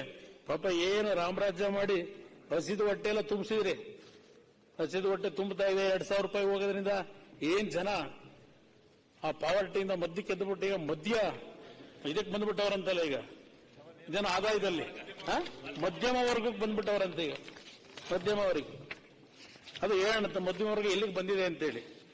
ಅದರಿಂದ ಅಧ್ಯಕ್ಷರೇ, ಇವತ್ತು ನಾನು ಕೆಲವು ವಿಷಯಗಳನ್ನ ಏನ್ ಹೇಳಬೇಕು ಅಂತ ಇದ್ದೇನೆ. ಇದನ್ನ ಟೀಕೆಗೋಸ್ಕರಲೂ ನಾನು ಹೇಳಲ್ಲ, ಇದನ್ನ ಕ್ರೀಡಾ ಮನೋಭಾವದಲ್ಲಿ ಸ್ವೀಕಾರ ಮಾಡ್ಕೊಳ್ಳಿ ಅಂತಕ್ಕಂಥದ್ದನ್ನ ಈ ಸಂದರ್ಭದಲ್ಲಿ ಹೇಳ್ತೀನಿ. ಇಲ್ಲಿ ಅಧ್ಯಕ್ಷರೇ, 135 ಸೀಟ್ ಗೆದ್ದು 7 ಕೋಟಿ ಜನರ ಬದುಕಿನಲ್ಲಿ ಹೊಸ ಗಾಳಿ ಬೀಸ್ತಾ ಇದೆ ಅಂತೇಳಿ ರಾಜ್ಯಪಾಲರ ಭಾಷಣದಲ್ಲಿ ಗ್ಯಾರಂಟಿಗಳಿಂದ ಕ್ರಾಂತಿಯಾಗಿದೆ ಅಂತಕ್ಕಂಥದ್ದನ್ನು ಹೇಳ್ಕೊಂಡಿದ್ದಾರೆ ಅಧ್ಯಕ್ಷ. ಇದು ಒಂದು ಭಾಗ ಇರಲಿ. ನಮ್ಮ ರಾಯರೆಡ್ಡಿ ಅವರು ಮೊನ್ನೆಯಲ್ಲೂ ಹೇಳಿಕೆ ಕೊಟ್ಟವ್ರೆ, ಈಗ ಎಕನಾಮಿಕ್ ಅಡ್ವೈಸರ್. ಈ ಗ್ಯಾರಂಟಿಗಳನ್ನ ನಾವು ಕೊಡ್ಲಿಕ್ಕೆ ಹೋಗಿ ಇದಕ್ಕೆ ದುಡ್ಡು ಹೊಂದಿಸ್ಲಿಕ್ಕೆ ಹೋಗಿ ಹಣದ ಆರ್ಥಿಕ ಪರಿಸ್ಥಿತಿಗಳು ಎಲ್ಲ ಸ್ವಲ್ಪ ಎಡವಟ್ಟಾಗ್ತಾ ಇದೆ, ಅಭಿವೃದ್ಧಿ ಆಗ್ತಿಲ್ಲ ಅಂತ. ಇನ್ನೊಬ್ಬ ಮಂತ್ರಿಗಳು ಮೊನ್ನೆ ತಾನೇ ಏನು ಹೇಳವ್ರೆ, ಬರೀ ಗ್ಯಾರಂಟಿ ಹೆಸರಲ್ಲಿ ಹೋದ್ರೆ ನಾವು ಚುನಾವಣೆ ಗೆಲ್ಲಕ್ಕಾಗಲ್ಲ ಅಂತ ಹೇಳೋರು ಮೊನ್ನೆ ಒಬ್ಬರು ಮಂತ್ರಿ. ಇನ್ನೊಬ್ಬರು ಮಂತ್ರಿಗಳು ಹೇಳ್ತಾರೆ, ಚುನಾವಣೆ ಟೈಮಲ್ಲಿ ಎಲ್ಲ ಪಕ್ಷಗಳು ಎಲ್ಲ ಜನಪ್ರತಿನಿಧಿಗಳು ನಾವು ಮಾತು ಕೊಡ್ತೀವಿ, ಅದೆಲ್ಲ ಮಾಡ್ಲೇಬೇಕಾಯ್ತದ, ಅದು ನೋಡಬಿಟ್ಟು ಚುನಾವಣೆ ಗಿಮ್ಮಿಕ್ ಇರ್ತದಲ್ಲ ಅಂತ ಹೇಳ್ತಾರೆ. ಇದು ನಾನು ಹೇಳ್ತಿರೋದಲ್ಲ ಅಧ್ಯಕ್ಷರೇ, ಈಗ ಇತ್ತೀಚೆಗೆ ಮಾಧ್ಯಮದಲ್ಲಿ ಕೆಲವು ಪ್ರತಿಕ್ರಿಯೆಗಳನ್ನ ನಾನು ಹೇಳ್ತಾ ಇದ್ದೇನೆ. ಮಂತ್ರಿಗಳು ಇವತ್ತು ಗ್ಯಾರಂಟಿ ಪ್ರೋಗ್ರಾಮ್ಗಳು ಅದರಿಂದ ನಾವು ಚುನಾವಣೆ ಗೆಲ್ಲಕ್ಕಾಗಲ್ಲ ಅಂತೇಳಿ ಇತ್ತೀಚೆಗೆ ಒಬ್ಬರು ಮಂತ್ರಿಗಳು ಹೇಳಿದ್ದು ನೋಡಿದೆ. ಇದೆಲ್ಲ ಒಂದು ಭಾಗ ಅಧ್ಯಕ್ಷರೇ.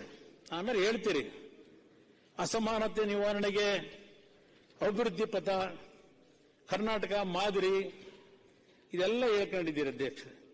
ಇನ್ನು ಕಾನೂನು ವ್ಯವಸ್ಥೆಗಳು ಇದೆಲ್ಲ ಚರ್ಚೆಗಳೇನಾಗಿದೆ. ಬಹುಶಃ ನಿನ್ನೆ ನಮ್ಮ ವಿರೋಧ ಪಕ್ಷದ ನಾಯಕರು ಅವರು ಸುದೀರ್ಘವಾಗಿ ಮಾತನಾಡಿದರಲ್ಲಿ ಯಾವುದೋ ಹಾವೇರಿಯಲ್ಲಿ ನಡೆದಿರೋ ಘಟನೆ, ಬೆಳಗಾವಿಯಲ್ಲಿ ನಡೆದಿರೋ ಘಟನೆ, ಇನ್ನೂ ಯಾವುದೋ ಘಟನೆಗಳು ಹೇಳ್ತಾ ಇದ್ರು. ಕೋಲಾರದಲ್ಲಿರ್ಬೋದು, ಹಲವಾರು ಕಡೆ. ಅಧ್ಯಕ್ಷರೇ, ಇವತ್ತು ನಾವು ನಮ್ಮ ಮಾಧ್ಯಮದ ಹಲವಾರು ಟಿವಿಗಳಲ್ಲಿ ರಾತ್ರಿ 9:30, 10 ಗಂಟೆಗೆ ಅದೆಂಥದ್ದು ಕ್ರೈಮ್ ಚಾನಲ್ ಅಂತ ಬರ್ತದೆ. ಕ್ರೈಮ್ ಚಾನಲ್ ಅಂತ ತೋರಿಸ್ತಾರೆ. ಯಾವುದೋ ಕೊಲೆಗಳಾಗಿದ್ದು ಕೆಲವೆಲ್ಲ ಒಂದು ಕಾನೂನು ಬಾಹಿರುವಂತ ಘಟನೆಗಳ ಬಗ್ಗೆ ಕ್ರೈಮ್ ನ್ಯೂಸ್. ಈಗ ಅಧ್ಯಕ್ಷರೇ 9:30 ಬರೋದಲ್ಲ, 9:30, 10 ಗಂಟೆಗೆ. ಈಗ ಬೆಳಗ್ಗೆ ಟಿವಿ ಹಾಕಿದ್ರೂ ಕ್ರೈಮ್ ನ್ಯೂಸ್ ಬರ್ತಾ ಇರ್ತದೆ.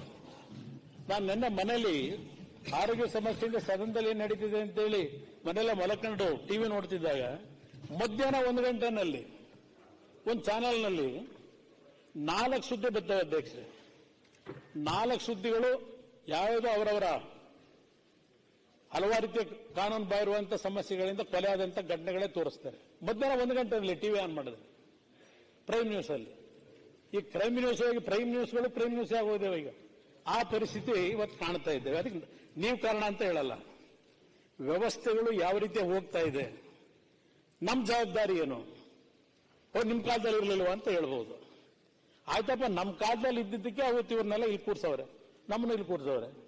ನೀವು ಸರಿಪಡಿಸೋದಕ್ಕೆ ನಿಮಗೆ ಕೊಟ್ಟವ್ರೆ. ನೀವು ಹೇಳಿದಿರಿ ಹಲವಾರು ಜನರ ಕನಸನ್ನ ಕಟ್ಟಲಿಕ್ಕೆ ಕನಸು ಹೊತ್ಕೊಂಡು ಬಂದಿದ್ದೀವಿ ಅಂತೇಳಿ.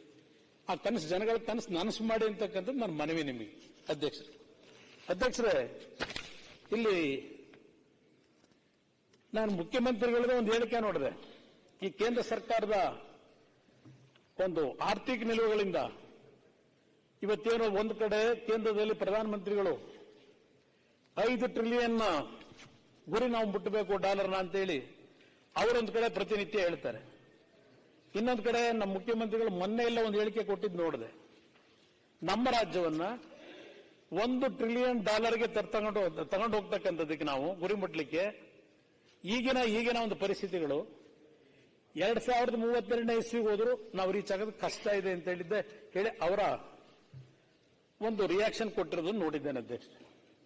ಇವತ್ತು ಎಲ್ಲ ನಾವು ಟ್ರಿಲಿಯನ್ ಗಟ್ಟಲೆ ಮಾತನಾಡ್ತಾ ಇದ್ದೇವೆ. ಆದರೆ ಈಗ ನಾನು ಒಂದು ಶರತ್ ಬಚ್ಚೇಗೌಡರ ಮಾತು ಒಪ್ಪುತ್ತೇನೆ ನಾನು ಅಧ್ಯಕ್ಷ. ನಿಮ್ಮ ಸರ್ಕಾರ ನಿಲುವು ನಾನು ಒಪ್ತೇನೆ. ಇವತ್ತು ಈ ಬಡತನ ಅಂತಕ್ಕಂಥದ್ದು ಏನಿದೆಯಲ್ಲ ದೇಶದಲ್ಲಿ, ಹಸುವಿನ ಪ್ರಮಾಣ ಏನಿದೆ, ಪಾವರ್ಟಿ ಏನಿದೆ, ಪರ್ ಕ್ಯಾಪಿಟಲ್ ಏನಿದೆ, ಇದೆಲ್ಲ ಇವತ್ತಿರ್ತಕ್ಕಂಥ ವಾಸ್ತವಾಂಶಗಳೇ. ಅದು ನಾವೇನು ಬಣ್ಣ ಕಟ್ಟಿ ಹೇಳಲಿಕ್ಕಾಗೋದಿಲ್ಲ.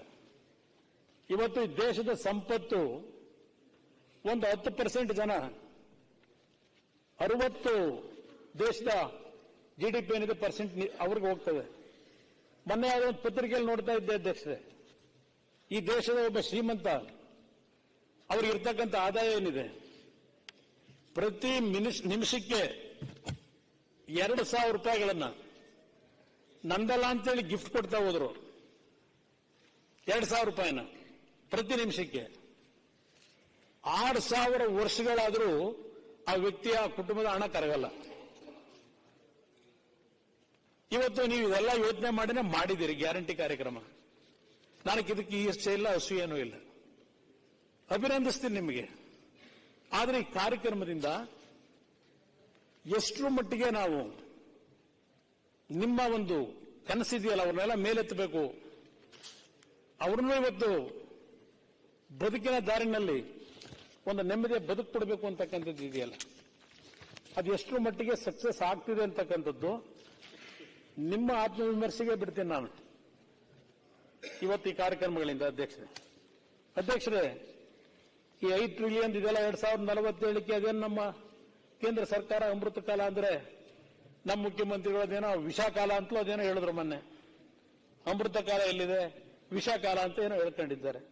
ಇದೆಲ್ಲ ಒಂದು ಭಾಗ ಇರಲಿ ಅಧ್ಯಕ್ಷರೇ. ಯಾಕೆ ನಾನು ಹೇಳ್ತಾ ಇದ್ದೇನೆ, ಇವತ್ತು ಅಸಮತೋಲನ ಅಂತಕ್ಕಂಥದ್ದೇನಿದೆ, ನಾನು ನಮ್ಮ ಸ್ನೇಹಿತರುಗಳಿಗೆ ಹೇಳ್ತೇನೆ, ಇವತ್ತು ಅಧ್ಯಕ್ಷರೇ, ನಾನು ಯಾವಾಗ ನಮ್ಮ ರಾಜ್ಯಕ್ಕೆ ಅನ್ಯಾಯ ಆಗ್ತಿದೆ ಅಂತ ಹೇಳಿ ಈಗಿನ ಸರ್ಕಾರದಲ್ಲಿ ಪ್ರತಿದಿನ ನಡೀತಾ ಇದೆ. ಇದು ಅಧ್ಯಕ್ಷರೇ 1952ರ ಫಸ್ಟ್ ಫೈನಾನ್ಸ್ ಕಮಿಷನ್ನ ಮೊದಲನೇ ರಿಪೋರ್ಟ್ ಇದು, 5 ವರ್ಷಕ್ಕೆ. ನಾನು 15ನೇ ಫೈನಾನ್ಸ್ ಕಮಿಷನ್ ವರೆಗೆ ಏನು 5 ವರ್ಷದ ಹಣಕಾಸಿನ ನಿರ್ವಹಣೆಗೆ ಈ ಫೈನಾನ್ಸ್ ಕಮಿಷನ್ಗಳನ್ನು ಪ್ರಾರಂಭ ಆಗಿದ್ದು 52ರಲ್ಲಿ. ಅಲ್ಲಿಂದ ಇಲ್ಲಿವರೆಗೆ ಏನಿದೆ 15ನೇ ಫೈನಾನ್ಸ್ ಕಮಿಷನ್ ವರೆಗೆ ಎಲ್ಲ ತರಿಸ್ಕೊಂಡೆ ಅಧ್ಯಕ್ಷ, ನೋಡೋಣ ಅಂತೇಳಿ. ಸುಮಾರು 2-3 ಸಾವಿರ ಪುಟ ಇದೆ. ಇದು ಯಾವ ರೀತಿ ಪ್ರಾರಂಭ ಆಯಿತು 1952ರಲ್ಲಿ. ಇದು 52ರಲ್ಲಿ ದೇಶಕ್ಕೆ ಸ್ವಾತಂತ್ರ್ಯ ಬಂದ ಮೇಲೆ ಈ ಫೈನಾನ್ಸ್ ಕಮಿಷನ್ ಪ್ರಾರಂಭ ಆಗಿದ್ದು ಒಂದು ಭಾಗ. ಇಲ್ಲಿ ಬ್ರಿಟಿಷ್ನರ ಕಾಲದಲ್ಲಿ ಯಾವ ಪ್ರಾವಿನ್ಷಿಯಲ್ ಅಡ್ಮಿನಿಸ್ಟ್ರೇಷನ್ ಇತ್ತು, ಪ್ರಾವಿನ್ಷಿಯಲ್ ಅಡ್ಮಿನಿಸ್ಟ್ರೇಷನ್ 1919ರಲ್ಲಿ ಯಾವ ರೀತಿ ಆರ್ಥಿಕ ನಿರ್ವಹಣೆಯನ್ನು ಮಾಡಬೇಕು ಅಂತ ಹೇಳಿ ಪ್ರಾರಂಭ ಆದಂಥದ್ದು. 1935 ಮತ್ತೆ ಅದು ಕೆಲವು ಮಾಡಿಫಿಕೇಶನ್ ಮಾಡ್ಕೊಂಡಿದ್ದಾರೆ. ಯಾಕಿದನ್ನು ನಾನು ಹೇಳ್ತಾ ಇದ್ದೇನೆ ಅಂದ್ರೆ, ನಾನು ಸುಮ್ಮನೆ ಇವತ್ತು ಈ ಚರ್ಚೆ ಮಾಡ್ಲಿಕ್ಕೆ ನಿಂತಿಲ್ಲ. ಇಲ್ಲಿ ವಿಷಯ ತಿಳ್ಕೊಳ್ಳೋಣ ಅಂತ ಹೇಳಿ. ನಾವೇನು ದೊಡ್ಡ ಪಂಡಿತರಲ್ಲ, ನಾವೆಲ್ಲ ಕನ್ನಡ ಮೀಡಿಯಂ ಅಲ್ಲಿ ಓದ್ ಬಂದಿರೋರು. ಇದನ್ನೆಲ್ಲ ನೋಡೋಣ ಅಂತೇಳಿ ಯಾತಕ್ಕೆ ಈ ತರ ಆಗ್ತಿದೆ ಅಂತೇಳಿ ನನ್ನ ಕಾಂಗ್ರೆಸ್ನ ಸ್ನೇಹಿತರುಗಳಿಗೆ ಹೇಳ್ತೀನಿ. ನಾನು ಗೌರವಾನ್ವಿತ ಮಾಜಿ ದಿವಂಗತ ನೆಹರು ಅವ್ರ ಬಗ್ಗೆನೂ ಚರ್ಚೆ ಮಾಡಲ್ಲ, ಸಣ್ಣದಾಗಿ ಮಾತಾಡಲ್ಲ. ಅವರವರದೇ ಆದಂತಹ ಕಾಂಟ್ರಿಬ್ಯೂಷನ್ ಈ ದೇಶಕ್ಕೆ ಅವರವರೇ ಕೊಟ್ಟಿದ್ದಾರೆ. ಈ ದೇಶ ಸ್ವಾತಂತ್ರ್ಯ ಬಂದ ನಂತರ 17 ವರ್ಷ ನೆಹರು ಮುಖ್ಯಮಂತ್ರಿ, ಪ್ರಧಾನಮಂತ್ರಿ. ಅದಾದ ಮೇಲೆ ಲಾಲ್ ಬಹದ್ದೂರ್ ಶಾಸ್ತ್ರಿ ಬಂದರು, ಅವರು ಉತ್ತರ ಪ್ರದೇಶದವರೇ, ಇವರು ಉತ್ತರ ಪ್ರದೇಶದವರೇ. ಅವರೊಂದು ವರ್ಷ 1.25 ವರ್ಷ ಇದ್ರೇನು. ಅದಾದ ಮೇಲೆ ಇಂದಿರಾ ಗಾಂಧಿ ಅವರು ಬಂದರು, 15 ವರ್ಷ ಅವರು ಮುಖ್ಯಮಂತ್ರಿ, ಪ್ರಧಾನಮಂತ್ರಿ, ಅವರು ಉತ್ತರ ಪ್ರದೇಶ. ಅವರಾದ ಮೇಲೆ ರಾಜೀವ್ ಗಾಂಧಿ ಅವರು ಬಂದರು, 5 ವರ್ಷ, ಅವರು ಉತ್ತರ ಪ್ರದೇಶ. ಎಷ್ಟು ವರ್ಷ ಆಳ್ವಿಕೆ ಆಯಿತು ಅಧ್ಯಕ್ಷರೇ ಉತ್ತರ ಪ್ರದೇಶದ ಪ್ರಧಾನಮಂತ್ರಿಗಳು? ವಿ.ಪಿ. ಸಿಂಗ್ ಅವರು ಸ್ವಲ್ಪ ದಿವಸ ಇದ್ರು. ಯಾತಕ್ಕೆ ಉತ್ತರ ಪ್ರದೇಶ ಇವತ್ತು ಸಹ ಹೀಗೆ ನೀವು ಚರ್ಚೆ ಮಾಡ್ತಾ ಇದ್ದೀರಿ? ಕೇಂದ್ರ ಸರ್ಕಾರದ 100 ಶೇರ್ನಲ್ಲಿ 17-18 ಶೇರು ಇವತ್ತೇನು ಸಂಪಾದನೆ ಉತ್ತರ ಪ್ರದೇಶಕ್ಕೆ ಹೋಗ್ತಾ ಇದೆ ಅಂತೇಳಿ ಈಗೇನು ಚರ್ಚೆ ಮಾಡ್ತಾ ಇದ್ದೀರಿ? ಯಾತಕ್ಕೆ ಪರಿಸ್ಥಿತಿಗೆ ನಾವು ಬಂದಿದ್ದೇವೆ ಈ 77 ವರ್ಷಗಳ ನಂತರ? ಉತ್ತರ ಪ್ರದೇಶದವರೇ ಪ್ರಧಾನಮಂತ್ರಿಗಳು 47-48 ವರ್ಷ ಸ್ವಾತಂತ್ರ್ಯ ಬಂದ ಮೇಲೆ. ಯಾತಕ್ಕೆ ದೇಶದ ಅಲ್ಲಿ ರಾಜ್ಯದ ಬಡತನ ಇನ್ನೂ ಇದೆ, ಅಲ್ಲಿ ಅಡ್ಮಿನಿಸ್ಟ್ರೇಷನ್ಗೆ ಏನಾಯ್ತು? ಇದು ಎಲ್ಲರೂ ಸೇರಿ ಚಿಂತೆ ಮಾಡಬೇಕಿದೆ ಅಧ್ಯಕ್ಷರೇ, ನನ್ನ ಅಭಿಪ್ರಾಯದಲ್ಲಿ. ಅಧ್ಯಕ್ಷರೇ, ಇಲ್ಲಿ ನಾನು ಹೇಳಿದೆ ಜನಸ್ಪಂದನದ ಹೇಳ್ತಾ ಇದ್ದೆ. ನಾನು ಆಕ್ಸಿಡೆಂಟಲ್ ಚೀಫ್ ಮಿನಿಸ್ಟರ್ ಆಗಿ ಅಧ್ಯಕ್ಷರೇ ಶನಿವಾರ ಇಲ್ಲಿ ಬೆಂಗಳೂರಿನಲ್ಲಿದ್ದಾಗ ನಾನು ಜನಸ್ಪಂದನ ಕಾರ್ಯಕ್ರಮ ಮಾಡಿದ್ದೀನಿ, ಜನತಾ ದರ್ಶನ. ನಾನು ಬಸ್ ಕೊಟ್ಟು ಜನ ಕರೆಸಲಿಲ್ಲ ಜನಸ್ಪಂದನಕ್ಕೆ. ಬಸ್ ಕೊಟ್ಟು ಸರ್ಕಾರದ ಅಧಿಕಾರಿಗಳನ್ನ ಜನ ಕರ್ಕೊಂಬನ್ನಿ ಅಂತ ಕರೆಸ್ಕೊಳ್ಳಿಲ್ಲ. ಬೆಳಗ್ಗೆ 9 ಗಂಟೆಗೆ ಜನಸ್ಪಂದನ ಕಾರ್ಯಕ್ರಮ ಮಾಡಿದ್ರೆ ಕೆಲವು ಬಾರಿ ರಾತ್ರಿ 1 ಗಂಟೆವರೆಗೆ ನಿರಂತರವಾಗಿ ಮಾಡಿದ್ದೀನಿ. ನಾನು ಈ ತರ ಮಾಡಿದ್ದೀನಿ ಅಂತೇಳಿ ದೊಡ್ಡ ದೊಡ್ಡ ಪುಟಗಟ್ಲೆ ನಾನೇನು ಜಾಹೀರಾತಿಯಲ್ಲೂ ಹಾಕ್ಸ್ಕೊಳ್ಳಿಲ್ಲ. ಜನಗಳು ದುಡ್ಡು ಖರ್ಚು ಮಾಡಲಿಲ್ಲ, ನಾನು ಸರ್ಕಾರ ತೆರಿಗೆ ಹಣ ಎಂದೂ ಹಾಕ್ಸ್ಕೊಂಡಿಲ್ಲ. ನಾನು ಅವತ್ತು ನೋಡಿದ್ದಾರೆ, ಬಹಳ ಜನ ನೋಡಿದ್ದಾರೆ.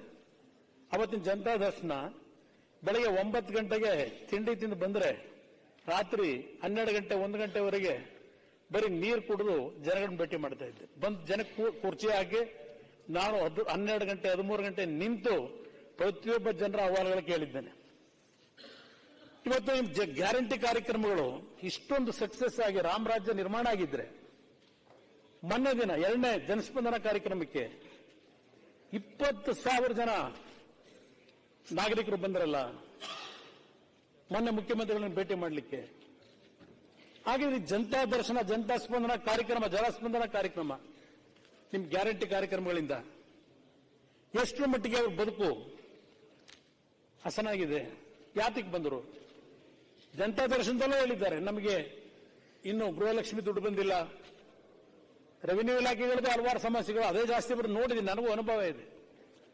ಅವತ್ತಿನ ಬಡತನದಲ್ಲಿ ಜನ ಬರ್ತಿದ್ದದ್ದೇನಿತ್ತು, ಅಂಗವಿಕಲರದ್ದೇನಿತ್ತು ಎಲ್ಲ ನೋಡಿದ್ದೇವೆ. ನಾನು 2006ರಲ್ಲಿ ಮುಖ್ಯಮಂತ್ರಿ ಇದ್ದಾಗ 1,000 ಜನ ಆ ಅಂಗವಿಕಲ ಮಕ್ಕಳಿಗೆ ಉದ್ಯೋಗ ಕೊಟ್ಟಿದ್ವಿ ಕೆಇಬಿನಲ್ಲಿ. ಎರಡನೇ ಬಾರಿ ಅವ್ರ ಜೊತೆ ಸರ್ಕಾರ ಮಾಡಿದಾಗ ಅವ್ರಿಗೆ ಪರ್ಮನೆಂಟ್ ಮಾಡಿಕೊಟ್ಟೆ. ಇವತ್ತು 85,000 ಸಂಬಳ ತಗೋತಾರಲ್ಲಿ ಕೆಇಬಿನಲ್ಲಿ, ನಿಮ್ಮ ಇಲಾಖೆನಲ್ಲಿ ಸರ್. ನಿಮಗೂ ಭವಿಷ್ಯ ಗೊತ್ತಂತ ಕೊಟ್ಟಿದ್ದೇವೆ ಕಾರ್ಯಕ್ರಮ ಅಧ್ಯಕ್ಷ. ನಾವು ಎಲ್ಲೂ ದೊಡ್ಡ ಪ್ರಚಾರ ಗಿಟ್ಟಿಸ್ಕೊಳ್ಳಿಕ್ಕೆ ಹೋಗ್ಲಿಲ್ಲ. ನಾನು ಇಲ್ಲಿ ಹೇಳಿದ್ದೀರಿ 7 ಕೋಟಿ ಜನರ ಬಾಳಿನಲ್ಲಿ ಹೊಸ ಗಾಳಿ ಬೀಸಿದೀವಿ. 1 ಕೋಟಿ 20 ಲಕ್ಷ ಜನಕ್ಕೆ ಈ ಬಡತನ ರೇಖೆಯಿಂದ ಹೊರಗೆ ಬರತಕ್ಕಂಥದ್ದಕ್ಕೆ 5 ಕೋಟಿಗೂ ಹೆಚ್ಚು ಜನ ಮಧ್ಯಮ ವರ್ಗದ ಸ್ಥಿತಿಗೆ ಬಂದಿದ್ದಾರೆ. ಮಹಾಪೂರ್ಗಳೇ ಹೊರದು ಬಂತು, ನಾವು ಈ 5 ಗ್ಯಾರಂಟಿಗೆ ಅರ್ಜಿ ಹಾಕೊಳ್ಳಿ ಎಂದಾಗ ಮಹಾಪೂರ್ವ ಹರಿದು ಬಂತು. ಇದೆಲ್ಲ ಹೇಳಿದ್ದೀರಿ ಇಲ್ಲಿ ಅಧ್ಯಕ್ಷರೇ. ಇಲ್ಲಿ ಮಹಾಪುರ ಇದು ಹರಿಯುತ್ತೆ ಅಧ್ಯಕ್ಷರೇ. ಸ್ವಾತಂತ್ರ್ಯ ಬಂದು ಇಷ್ಟು ವರ್ಷ ಆಯಿತು. ಈ ಗ್ಯಾರಂಟಿ ಕಾರ್ಯಕ್ರಮ 2,000 ರೂಪಾಯಿ ಹೇಳಿದ್ರು. ಏನೋ ಮಕ್ಕಳ ವಿದ್ಯೆಗೆ ಇವತ್ತು ಅದೆಂಥದ್ದು ರಾಮ ಸೀತೆ ಏನೋ ಹೇಳಿದ್ರು, ಲವಾಕುಶರಿಗೆ. ಅಧ್ಯಕ್ಷರೇ, ಇವತ್ತು ನಿಮ್ಮ ಶಿಕ್ಷಣ ಇಲಾಖೆ ಹೇಳಿದ್ದೀರಿ ನೀವು, ಲವಾಕುಶರ ಬಗ್ಗೆ ಹೇಳಿದ್ದಕ್ಕೆ ನಾನು ಒಂದು ಮಾತು ಹೇಳ್ತೀನಿ ಅಧ್ಯಕ್ಷರೇ. ಇಲ್ಲಿ ಹೊಸ ಶಿಕ್ಷಣ ನೀತಿ ತಂದಿದ್ದೀವಿ ಅಂತ ಹೇಳಿದ್ದೀನಿ. ಹೊಸ ಶಿಕ್ಷಣ ನೀತಿಯಿಂದ ದೊಡ್ಡ ದೇಶದ ರಾಜ್ಯದಲ್ಲಿ ಒಂದು ಹೊಸ ಮಾದರಿ, ದೇಶಕ್ಕೆ ಒಂದು ಹೊಸ ಹಾದಿಯನ್ನು ತೋರಲಿದೆ ರಾಜ್ಯ ಶಿಕ್ಷಣ ನೀತಿ ಅಂತ ಇಲ್ಲಿ ಹೇಳ್ಕೊಂಡಿದ್ದೀರಿ ಅಧ್ಯಕ್ಷರೇ. ಇಲ್ಲಿ ಅಧ್ಯಕ್ಷರೇ, ಇಲ್ಲಿ ಇತ್ತೀಚೆಗೆ ಒಂದು ಪೇಪರ್ ಕಟ್ಟಿಂಗ್ ನೋಡಿದೆ. ಹೊಸ ಶಿಕ್ಷಣ ನೀತಿ ಶೂನ್ಯ ದಾಖಲೆ ಸಾಧನೆ. ಸರ್ಕಾರಿ ಶಾಲೆಗೆ ಮಕ್ಕಳು ಬೇಕಾಗಿದ್ದಾರೆ. ಈ ಶಾಲೆಗಳ ಭವಿಷ್ಯವೇನು? ಶೂನ್ಯ ದಾಖಲೆ ಸಾಧನೆ. ಅಲ್ಲಿಂದ 17,000 ಕೊಠಡಿಗಳಿಲ್ಲ, 17,000 ಕೊಠಡಿಗಳ ಕೊರತೆ. ಇವತ್ತು ಈ ಪರಿಸ್ಥಿತಿನಲ್ಲಿ ನಾವಿದ್ದೇವೆ ಶಿಕ್ಷಣ ಇಲಾಖೆಯಲ್ಲಿ ಅಧ್ಯಕ್ಷ. ಇದು ನಾವು ಶಿಕ್ಷಣ ಕೊಡ್ತಾ ಇದ್ದೀವಿ. ಅದೆಂಥದ್ದು ಪಾಪ ಇತ್ತೀಚೆಗೆ ಅದೇನೋ ಹಿಂದೆ ಏನೇನಾಗಿದೆ ಗೊತ್ತಿಲ್ಲ ನನಗೆ, ಇತ್ತೀಚೆಗೇನೋ ಪೇಪರ್ಗಳಲ್ಲಿ ಬಂದಿದೆ. ಈಗ ನಿಮ್ಮ ಸರ್ಕಾರ ಬಂದ ಮೇಲೆ ಆ ಮಕ್ಕಳ ಕೈನಲ್ಲಿ ಆ ಶೌಚಾಲಯ ಕ್ಲೀನ್ ಮಾಡಿಸ್ತಾ ಇದ್ದೀರಿ ಅಂತೇಳಿ ಟಾಯ್ಲೆಟ್ಗಳನ್ನ. ಈಗ ಮೊನ್ನೆ ಯಾವುದೋ ಒಂದು ಇನ್ನೊಂದು ಆರ್ಟಿಕಲ್ ಬಂತು, ಯಾರೋ ಒಬ್ಬರು ಟೀಚರು ಆ ಹೆಡ್ ಮಾಸ್ಟರ್ಗೇನೋ ತೊಂದರೆ ಕೊಡಬೇಕು ಅಂತ ಹೇಳಿ ಅದ್ಯಾವುದೋ ಒಂದು ಮತ್ತಿನ್ನೊಂದು ಶೌಚಾಲಯ ಕ್ಲೀನಿಂಗ್ ಅಂತ ಮಾಡಿಸಿ ಮಕ್ಕಳ ಕೈಯಲ್ಲಿ. ಇದೇನೋ ಒಂದು ರಾಜಕೀಯ ಆಗಿದೆ ಅಂತೇಳಿ ಇನ್ನೊಂದು ಆರ್ಟಿಕಲ್ ನೋಡಿದೆ. ಇವತ್ತು ಇಂಥ ಒಂದು ಅದೇನೋ ಕೇಂದ್ರ ಸರ್ಕಾರದ ಶಿಕ್ಷಣ ನೀತಿನ ರದ್ದು ಮಾಡಿ ರಾಜ್ಯದ ಶಿಕ್ಷಣ ನೀತಿ ತರಲಿಕ್ಕೆ ಹೊರಟಿದ್ದೀರಿ. ಟೀಚರ್ಗಳು ನೋಡ್ತಾ ಇದ್ದೀರಿ ಪ್ರತಿನಿತ್ಯ ಪತ್ರಿಕೆ. ನಮ್ಮ ಶಿಕ್ಷಣ ಸಚಿವರು 18,000 ಶಿಕ್ಷಕರನ್ನ ನೇಮಕಾತಿಗೆ ಸರ್ಕಾರದ ಮುಂದೆ ಪ್ರಸ್ತಾವನೆ ಇಟ್ಟಿದ್ದೇವೆ. ಹಣಕಾಸು ಇಲಾಖೆಗೆ ಪ್ರಸ್ತಾವನೆ ಇಟ್ಟಿದ್ದೇವೆ. 9 ತಿಂಗಳು 10 ತಿಂಗಳಾಯಿತು. 10 ತಿಂಗಳಾಯಿತು.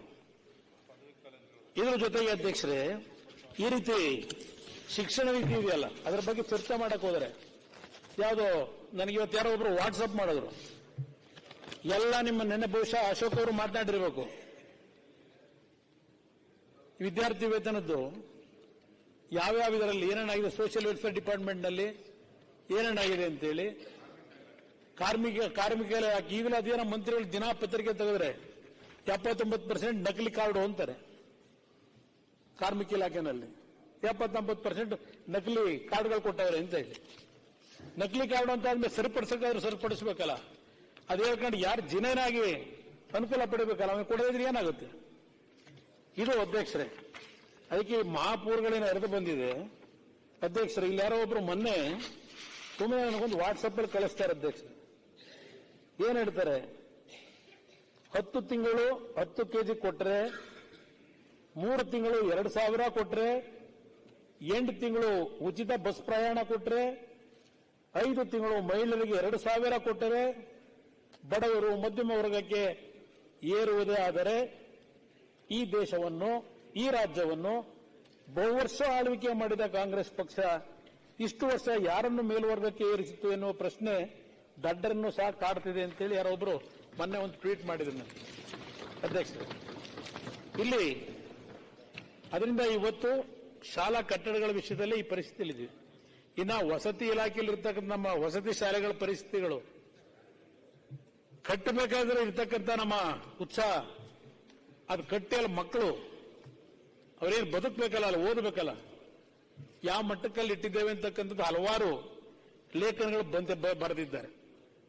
ಏನಿದೆ ಪರಿಸ್ಥಿತಿ ಅಂತ ಹೇಳಿ ಅದೆಲ್ಲವನ್ನ ನಾನು ಸುದೀರ್ಘವಾಗಿ ಚರ್ಚೆ ಮಾಡಲಿಕ್ಕೆ ಹೋಗೋದಿಲ್ಲ ಅಧ್ಯಕ್ಷ. ನಿಮ್ಮ ಈ 8 ತಿಂಗಳ ಗಮನಾರ್ಹ ಸಾಧನೆ ಬಗ್ಗೆ ಆಕ್ಚುಲಿ ನೀವೇನು ಪಾಪ ಹೇಳ್ಕೊಂಡಿದ್ದೀರಿ, ಇದು ಬಹಳ ಕಠಿಣವಾಗ್ತದೆ. ನಾನು ಮಾತಾಡಕ್ ಹೋದ್ರೆ ನಿಮ್ಮ ಮನಸ್ಸಿಗೂ ನೋವಾಗ್ತದೆ. ನನಗೇನು ಬೈಯೋದ್ರಿಂದ ನನಗೇನು ಸಿಗ್ತದೆ? ನನಗೇನು ಸಿಗೋದಿಲ್ಲ ಅಧ್ಯಕ್ಷ. ಬಹಳ ಕಠಿಣವಾಗಿದೆ ಈ 5 ಗ್ಯಾರಂಟಿ ಬಗ್ಗೆ ಚರ್ಚೆ ಮಾಡಬೇಕು ಅಂದ್ರೆ. ಇನ್ನೂ 5 ಗ್ಯಾರಂಟಿ ಲೋಕಸಭೆಗೆ ಅನೌನ್ಸ್ ಮಾಡಿ ನಾಳೆ ಬಜೆಟ್ ಅಲ್ಲಿ. ಈ 5 ಗ್ಯಾರಂಟಿ ಜೊತೆಗೆ ಇನ್ನೂ 5 ಯಾವ್ದಾದ್ರು ಹೊಸದಾಗಿ ಏನೋ ಕೊಟ್ಟರೆ ಯಾರಾದ್ರೂ ಕೊಡಿ, ಅಂದೇನು ಅಭ್ಯಂತರ ಇಲ್ಲ. ನಾನು ಈ ಸರ್ಕಾರ ದಿವಾಳಿಯಾಗಿದೆ ಅಂತ ಹೇಳಲ್ಲ. ನಮ್ಮ ರಾಜ್ಯ ಸರ್ಕಾರ ಇವತ್ತೂ ಸಹ ಖಜಾನೆ ಈ ನಾಡಿನ ಜನತೆ ಸಮೃದ್ಧಿಯಾಗಿ ಬೆಳೆಸ್ತಾರೆ. ನಮ್ಮ ರಾಜ್ಯದ ಸಂಪತ್ತು ಕರಗಲ್ಲ. ಆ ಸಂಪತ್ತನ್ನ ಯಾವ ರೀತಿ ಸದ್ಬಳಕೆ ಮಾಡ್ಕೋಬೇಕು, ಯಾವ ರೀತಿ ಜನರ ಬದುಕನ್ನ ಸರಿಪಡಿಸಬೇಕು, ಅದಕ್ಕೆ ನಿಮ್ಮ ಕಾರ್ಯಕ್ರಮಗಳು ಎಷ್ಟು ಮಟ್ಟಿಗೆ ಅದಕ್ಕೆ ಅನುಕೂಲಗಳಾಗ್ತಾ ಇದೆ ಇದನ್ನ ನೋಡ್ಬೇಕು ನೀವು. ಇಲ್ಲಿ ಅಧ್ಯಕ್ಷರೇ ಏನೋ ಹೇಳ್ಕೊಂಡಿದ್ದಾರೆ, 17,000 ಜನಕ್ಕೆ 16,000 ಜನಕ್ಕೆ ಕೆಲಸ ಕೊಟ್ಟಿದ್ದೀವಿ ಅಂತ ಹೇಳ್ತಾರೆ. ಈ ಕೇಳಿಸ್ಕೊತಾ ಇದ್ದೆ ಭಾಷಣ. 2.5 ಲಕ್ಷ ಉದ್ಯೋಗ ಖಾಲಿ ಇದೆ. 2.5 ಲಕ್ಷ ಉದ್ಯೋಗ, ಸರ್ಕಾರಿ ಉದ್ಯೋಗ ಖಾಲಿ. ಎಷ್ಟು ವರ್ಷದಿಂದ ಇದೆ? 10 ತಿಂಗಳಾಯಿತು. ಇನ್ನು ಎಂಥದ್ದು ನಿಮ್ಮ ಎಂಥ ನಿಧಿ ಅದು ಹುಡುಗ ಮಕ್ಕಳಿಗೆ, ಯುವಕರಿಗೆ ಯುವ ನಿಧಿ. ಈಗ ಅದೆಂಥದ್ದು ರಿಜಿಸ್ಟ್ರೇಷನ್ ಕರ್ಕೊಂಡವ್ರು ದುಡ್ಡು ಕೊಟ್ಟಿಲ್ಲ, ಇನ್ನು ದುಡ್ಡು ಕೊಟ್ಟಿಲ್ಲ. 3,000 1,500 ಕೊಡೋದಕ್ಕೆ ಈಗ ರಿಜಿಸ್ಟ್ರೇಷನ್ ಮಾಡಿಸ್ಕೊತಾ ಇದ್ದೀರಿ. ಮೊದಲು ಹೇಳಿದ್ದೇನು, ಆಮೇಲೆ ನೀವೀಗ ಕಂಡೀಷನ್ ಹಾಕೊಂಡ್ರಿ. ಎಲ್ಲದಕ್ಕೂ ಕಂಡೀಷನ್ ಹಾಕೊಂಡ್ರಿ. ವಿದ್ಯುತ್ ಶಕ್ತಿ ಅಯ್ಯೋ 3 ತಿಂಗಳಾಯ್ತಿದ್ದಂಗೆ ದುಡ್ಡು ಕಟ್ಟಕ್ಕಾಗ್ಲಿಲ್ವಲ್ಲಪ್ಪ, ಎಲ್ಲಿ ನಾಳೆ ಬೆಳಗ್ಗೆ ಬಂದು ಡಿಸ್ಕನೆಕ್ಟ್ ಮಾಡ್ಬಿಡ್ತಾರಪ್ಪ ಅಂತೇಳಿ ಯೋಚನೆ ಮಾಡಾರಂತೆ. ಏನಿದು ಕೊಡೋವರೆಗೂ ವಿದ್ಯುತ್ ಶಕ್ತಿ ಉಪಯೋಗ ಮಾಡ್ತಾನೆ ಇರಲಿಲ್ವ ಜನ ಈ ದೇಶದ ರಾಜ್ಯದಲ್ಲಿ? ಇದು ಕೊಟ್ಟ ಮೇಲೆ ಜನ ವಿದ್ಯುತ್ ಶಕ್ತಿ ಉಪಯೋಗ ಮಾಡ್ತಾವ್ರ? ಅದು ಹೇಳಿದ್ರೆ 200 ಯೂನಿಟ್ ಅಂದ್ರಿ. ಇರ್ಲಿ, ನಾನು ಅದಕ್ಕೆ ತಕರಾರು ತೆಗಿಯಲ್ಲ. ಯಾಕೆಂದ್ರೆ ಸರ್ಕಾರ ಘೋಷಣೆ ಮಾಡಿರ್ತೀರಿ, ಈ ನಾವು ರೈತರ ಸಾಲ ಸಂಪೂರ್ಣ ಮನ್ನಾ ಮಾಡ್ತೀವಿ ಅಂತ ಹೇಳಿದ್ದು. ನಾವು ಸಂಪೂರ್ಣ ಎಲ್ಲ ಮಾಡಕ್ಕಾಯ್ತು. ಅದಕ್ಕೆ ನಾವು ನಮ್ಮ ಕಾಲದ ನಾವು ನೀವು ಸೇರಿದಾಗಲೇ ಕೆಲವು ಗೈಡ್ಲೈನ್ಸ್ ಹಾಕಿದೀವಿ. ಅದು ಮಾಡಲೇಬೇಕಾಗ್ತದೆ, ಇಲ್ಲದಿದ್ರೆ ಸರ್ಕಾರ ನಡೆಸಬೇಕಲ್ಲ. ನಾನು ಅದಕ್ಕೆ ಟೀಕೆ ಮಾಡೋದಿಲ್ಲ. ಆದರೆ ನೀವು ಪ್ರತಿನಿತ್ಯ 200 ಯೂನಿಟ್ ಹೇಳ್ತೀರಿ. ಇಲ್ಲಿ 1,60,00,000 ಜನ ನೀವೇನು ತಗೊಂಡಿದ್ದೀರಿ, ಆವರೇಜಿಗೆ ಅರ್ಜಿ ಹಾಕೊಂಡ್ರು, ಅವ್ರಿಗೆ ಆವರೇಜ್ ಉಪಯೋಗ ಮಾಡ್ತಾ ಇರೋದೇ 50-60 ಯೂನಿಟ್. ಯಾರೋ ಒಂದು ಸ್ವಲ್ಪ ಜನ ಪರ್ಸೆಂಟೇಜ್ ಇದರಲ್ಲಿ 100, 120, 130 ಯೂನಿಟ್ ಯೂಸ್ ಮಾಡಬಹುದು. ಇರೋದೇ 53-54 ಯೂನಿಟ್ ಯೂಸ್ ಮಾಡ್ತಾರೆ ಆವರೇಜ್ ಅಷ್ಟೇ. 200 ಯೂನಿಟ್ ಎಲ್ಲಿಂದ ಬಂತಿಲ್ಲಿ? ಅದಷ್ಟೇ ಅಲ್ಲ ಅಧ್ಯಕ್ಷರೇ, ಈಗ ಬೇಸಿಗೆ ಶುರುವಾಯಿತು. ನಮ್ಮ ವಿದ್ಯುತ್ ಶಕ್ತಿ ಮಂತ್ರಿಗಳಿಗೆ ಹೇಳಲಿಕ್ಕೆ ಬಯಸ್ತೀನಿ, ಈಗ ಬೇಸಿಗೆ ಅಂತ ಹೇಳಿ ರಾತ್ರಿ ಟೈಮು ಹೆಂಗೋ ಕರೆಂಟ್ ಉಚಿತವಾಗಿ ಕೊಡ್ತಾರಲ್ಲ ಅಂತ ಹೇಳಿ ಪಾಪ ಸೆಕೆ ತಡಿಲಾರದೆ ಫ್ಯಾನ್ ಎಸಿನ ಹಾಕೊಂಡ್ಬಿಟ್ರೆ, ಇಲ್ಲ ಮನೆಯಲ್ಲಿರೋ ನಿಮ್ಮ ರೆಫ್ರಿಜರೇಟರ್ಗಳನ್ನ ಯಾರು ಒಂದು 2 ಗಂಟೆ ಜಾಸ್ತಿ ಆನ್ ಮಾಡಿಟ್ಬಿಟ್ರೆ, ನೀವು ಲಿಮಿಟ್ ಕೊಟ್ಟಿದ್ದೀರಲ್ಲ ಈಗ ಆವರೇಜ್ ಮಾಡಿ, ಏನಾದ್ರು 1 ಯೂನಿಟ್ ಜಾಸ್ತಿ ಆದ್ರೂ ಅವನಿಗೆ ಏನ್ ಮಾಡ್ತೀರಿ? 1 ಯೂನಿಟ್ ಜಾಸ್ತಿ ಮಾಡಿದ್ರು ಎಷ್ಟು ವಸೂಲಿ ಮಾಡ್ತೀರಿ? ಇಲ್ಲ, ಯಾವ್ದು ನಾವು ಕೊಟ್ಟಿದೀವಿ, ಅವರೇಜ್ ಕೊಟ್ಟಿದೀವಿ ಅಪ್ ಟು 200 ಯೂನಿಟ್ ತನಕ, ಆ ಡಿಫ್ರೆನ್ಸ್ಗೆ ಮಾತ್ರ ಅವ್ರು ಚಾರ್ಜ್ ಕೊಟ್ರೆ ಸಾಕು. ಅಲ್ಲಿ ಕಟ್ಟಬೇಕಲ್ಲ ಅಲ್ಲಿಗೆ, ಆ ಡಿಫ್ರೆನ್ಸ್ಗೆ ಮಾತ್ರ. ಅದಕ್ಕೆ ಹೇಳ್ತಾ ಇರೋದು, ಅವರೇನು 1 ಯೂನಿಟ್ ಜಾಸ್ತಿ ಮಾಡಿದ ಕೂಡಲೇ ಅವ್ರು ಡಿಸ್ಕನೆಕ್ಟ್ ಮಾಡೋದಿಲ್ಲ, ಅವರಿಗೂ ಸಮೇತ ಅವಕಾಶ ಮಾಡಿಕೊಟ್ಟಿದೀವಿ. ಆ ಡಿಫ್ರೆನ್ಸ್ಗೆ ಇರುವ ಚಾರ್ಜ್ ಕೊಡ್ಬೇಕಷ್ಟೇ. ಎಲ್ಲ ಜನ ಇರ್ಲಿ, ನಾನು ಟೀಕೆ ಮಾಡಕ್ ಹೋಗಲ್ಲ. ಏನೋ ಮಾಡಿದ್ರೆ ಮಾಡ್ಕೊಳ್ಳಿ, ನೋಡೋಣ, ತೊಂದರೆ ಇಲ್ಲ. 5 ಗ್ಯಾರಂಟಿಯಿಂದ ಈಗ ಮುಂದೆಲ್ಲ ನೋಡೋಣ ಏನೇನಾಗುತ್ತೆ. ನಾವು ತಲೆ ಕೆಡಿಸ್ಕೊಳ್ಳೋದು ಬೇಡ, ನಾವೆಲ್ಲ ಅದ್ರ ಬಗ್ಗೆ ಟೀಕೆ ಮಾಡೋದು ಬೇಡ ಸರ್. ಈಗ ಅಧ್ಯಕ್ಷರೇ ನೋಡಿ, ಮೊನ್ನೆ ನಿಮ್ಮ ಆಡಳಿತದಲ್ಲಿ ಯಾರೋ ಒಬ್ಬ ಡಾಕ್ಟ್ರು, ಗೌರವಾನ್ವಿತ ಡಾಕ್ಟರ್, ಅವನು ಅದೆಲ್ಲ ಗದಗ್ನಲ್ಲಿ ನಮ್ಮ ಎಚ್ ಕೆ ಪಾಟೀಲ್ ಕ್ಷೇತ್ರದನೆ, ಯಾವ್ದು ಮರಳ ದಂಧೆಯಲ್ಲಿ ಯಾರೋ ಮೇಲೆ ತೊಂದರೆ ಕೊಡ್ತಾವ್ರೆ ಅಂತ ಹೇಳಿ ಒಂದು ಪತ್ರ ಬರೆದಿಟ್ಟು ಆತ್ಮಹತ್ಯೆ ಮಾಡ್ಕೊಂಡು ಒಂದು ಡಾಕ್ಟ್ರು ಮರಳ ದಂಧೆಗೆ. ತಪ್ಪು ತಿಳ್ಕೋಬೇಡಿ, ಅಪ್ಪ ಯಾರೋ ಕೆಂಪಣ್ಣರ ಪಾಪ ವಯಸ್ಸಾಗಿದ್ದೇನೆ, ಅವ್ರ ಬಗ್ಗೆ ಚರ್ಚೆ ಮಾಡಲ್ಲ. ಇಲ್ಲಿ ಎಲೆಕ್ಷನ್ ಟೈಮಲ್ಲಿ ಅವತ್ತಿನ ಸರ್ಕಾರದ ಬಗ್ಗೆ ತಮ್ಮ ಕಾಂಗ್ರೆಸ್ ಕಚೇರಿಯಿಂದ ಒಂದು ಅಡ್ವರ್ಟೈಸ್ಮೆಂಟ್, ಭ್ರಷ್ಟಾಚಾರ ರೇಟ್ ಕಾರ್ಡು, ಬಿಡಿಎ ಆಯುಕ್ತರಿಗೆ 10 ಕೋಟಿ 15 ಕೋಟಿ ಕೇಸರಿಯಲ್ಲಿ ಇದೆಲ್ಲ ಹಾಕೊಂಡಿದ್ದೀರಿ, ರೇಟ್ನ ಕೋಟ್ ಮಾಡಿದಿರಿ. ಇಲ್ಲಿ ಅಡ್ವರ್ಟೈಸ್ಮೆಂಟ್ ಅಲ್ಲಿ ಅಧಿಕೃತವಾಗಿ ನಿಮ್ಮ ಪಕ್ಷದಿಂದ ಕೊಟ್ಟಂತ ಒಂದು ಅಡ್ವರ್ಟೈಸ್ಮೆಂಟ್ ಏನಿದೆ, ನಾನು ಸರ್ಕಾರಕ್ಕೆ ಕೇಳಲಿಕ್ಕೆ ಬಯಸ್ತೀನಿ, ಇದೇನಾದ್ರು ಪರ್ಸೆಂಟೇಜ್ನ ಫುಲ್ ನಿಲ್ಲಿಸಿದಿರೋ ಇಲ್ಲ ಈ ಪರ್ಸೆಂಟೇಜ್ನ ಕಡಿಮೆ ಮಾಡಿಸಿದಿರೋ ಇಲ್ಲ ಈ ಪರ್ಸೆಂಟೇಜ್ನ ಜಾಸ್ತಿ ಮಾಡಿಸಿದಿರೋ ಸ್ವಲ್ಪ ಉತ್ತರ ಕೊಡ್ಬೇಕಾದ್ರೆ ಹೇಳೋದು ಒಳ್ಳೇದು. ಇದೇನು ಮಾಡ್ಕೊಂಡಿದ್ದೀರಿ ಅಂತ ನನ್ನ ಅಭಿಪ್ರಾಯದಲ್ಲಿ. ಇದು ನೀವೇ ಕೊಟ್ಟಿರೋ ಅಡ್ವರ್ಟೈಸ್ಮೆಂಟ್. ಈ ರಾಜ್ಯದ ಸರ್ಕಾರದಲ್ಲಿ ಏನೇನು ರೇಟ್ಗಳು ಫಿಕ್ಸ್ ಮಾಡ್ಕೊಂಡಿದ್ರು ಹಿಂದೆ ಅಂತ ಹೇಳಿ, ಈಗೇನಾಗಿದೆ ಪರ್ಸೆಂಟೇಜು ಅಂತ ಹೇಳಿ ಫುಲ್ ಸಂಪೂರ್ಣ ನಿಲ್ಸೇ ಇದ್ದೀರ ಹಂಗೆ ಹೇಳ್ಬೇಕು. ಭ್ರಷ್ಟಾಚಾರದ ಬಗ್ಗೆ ನಮ್ಮ ಶರತ್ತೇನು ಹೇಳಕ್ ಹೋದ್ರು. ಅಧ್ಯಕ್ಷರು ಯಾರೊಬ್ಬರು ಇತ್ತೀಚೆಗೆ ವೈದ್ಯನಾಥನ್ ಅಂತ ಹೇಳಿ ಒಂದು ಭ್ರಷ್ಟಾಚಾರದ ಬಗ್ಗೆ ಒಂದು ಬುಕ್ ಬರೆದವ್ರು, ಬಹುಶಃ ಹೇಳಿದ್ ನನಗೆ ಗೊತ್ತಿಲ್ಲ, ಹೊರಗಡೆ ಮಾತನಾಡಿದ್ದೀನಿ. ಅದ್ರಲ್ಲಿ ಹೇಳ್ತಾರೆ, ಈ ದೇಶದಲ್ಲಿ ಈ ವರ್ಷದ ಜಿಡಿಪಿ ಏನಿದೆ 250 ಲಕ್ಷ ಕೋಟಿ ಜಿಡಿಪಿನಲ್ಲಿ 25 ಲಕ್ಷ ಕೋಟಿ ಬ್ಲ್ಯಾಕ್ ಮನಿ ಇವತ್ತು ಹೋಗ್ತಿದೆ ಅಂತ ಹೇಳಿ. ದೇಶದಲ್ಲಿ ಸಂಪತ್ತಿಗೇನು ಕೊರತೆ ಇಲ್ಲ. 250 ಲಕ್ಷ ಕೋಟಿ ನಮ್ಮ ಜಿಡಿಪಿನಲ್ಲಿ 25 ಲಕ್ಷ ಕೋಟಿ ಇವತ್ತು ಬ್ಲ್ಯಾಕ್ ಮನಿ ಹೋಗ್ತಿದೆ ಅಂತ. ಅದರಿಂದ ನಾವು ಭ್ರಷ್ಟಾಚಾರದ ಬಗ್ಗೆ ಚರ್ಚೆ ಮಾಡೋದ್ರಲ್ಲಿ ಅರ್ಥವೇ ಇಲ್ಲ. ನನಗಿಲ್ಲ ಕೇಳ್ತಿದ್ರು ಪಾಪ ನಮ್ಮ ಯತ್ನಾಳ್ ಅವರು, ಏನಾದರೂ ಯಾವ್ದಾದ್ರು ವಿಷಯ ಬಿಡ್ತೀರಾ ಅಂತ ಹೇಳಿ. ಉಪಯೋಗ ಬರೋದಿಲ್ಲ ಅಧ್ಯಕ್ಷ, ಯಾವುದೂ ಉಪಯೋಗ ಬರಲ್ಲ ನನ್ನ ಅಭಿಪ್ರಾಯದಲ್ಲಿ ಅದ್ರ ಬಗ್ಗೆ ಚರ್ಚೆ ಮಾಡೋದ್ರಲ್ಲಿ. ಈಗ ಇಲ್ಲಿ ಅಧ್ಯಕ್ಷರೇ, ಮೊನ್ನೆ ನಾನು ಒಂದು ಪತ್ರಿಕೆಯಲ್ಲಿ ನೋಡಿದೆ,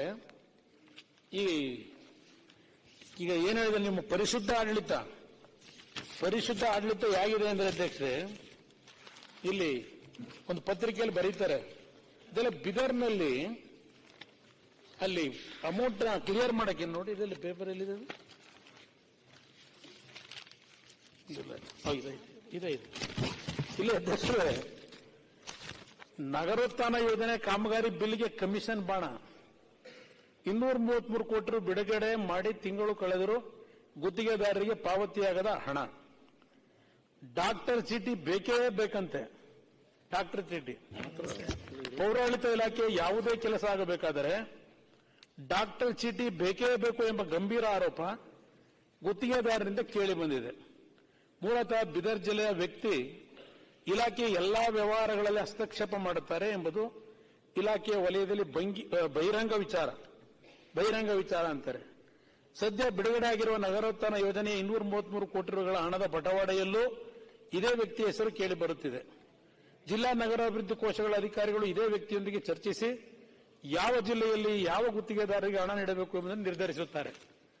ಇದು ಬಂದಿರತಕ್ಕಂಥ ವರದಿ. ನೀವು ನೋಡಿದ್ರೆ ಇಲ್ಲೆಲ್ಲ ಹೇಳಿದಿರಿ ಡಾಕ್ಟರ್ ಅನ್ನಲ್ಲಿ, ಅಲ್ಲ ಡಾಕ್ಟರ್ ಅಂದ್ರೆ ಅವ್ನು ಡಾಕ್ಟರ್ ಅಲ್ಲ, ಅವನು ಡಾಕ್ಟ್ರು ಚೀಟಿ ಬೇಕೇ ಬೇಕು ಅಂದ್ರೆ ಆ ಡಾಕ್ಟರ್ ಮಧ್ಯವರ್ತಿ ಡಾಕ್ಟರ್ ಇಲ್ಲಿ ಹೇಳಿದಿರಿ. ಮಧ್ಯವರ್ತಿಗಳಿಗೆ ನಾವು ಅವಕಾಶ ಕೊಡದೆ ಪರಿಶುದ್ಧವಾದಂತಹ ಆಡಳಿತ ನಡೆಸ್ತಾ ಇದ್ದೇವೆ ಅಂತ ಹೇಳಿದಿರಿ, ಇಲ್ಲಿ ಭಾಷಣದಲ್ಲಿ ಹೇಳಿಸಿದಿರಿ ಅಧ್ಯಕ್ಷರೇ. ಇನ್ನ ಅಧ್ಯಕ್ಷರೇ, ಇಲ್ಲಿ ಒಂದು ನಿಮಗೆ ಪ್ರಚಾರನೇ ತಗೊಳ್ಳಿಲ್ಲ ಅಂದ್ರಲ್ಲ ನಮ್ಮ ಶರದ್ ಬಚ್ಚೇಗೌಡರು, ಪ್ರಚಾರ ಯಾವ ತರ ತಗೊಂಡಿದ್ದೀರಿ,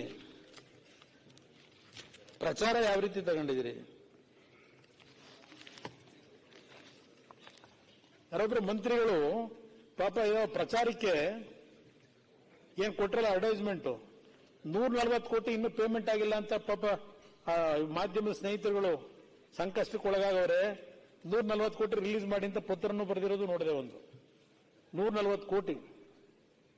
ನೋಡಿ ನಮ್ಮ ಸರ್ಕಾರ ಎಷ್ಟು ಸದೃಢವಾಗಿದೆ.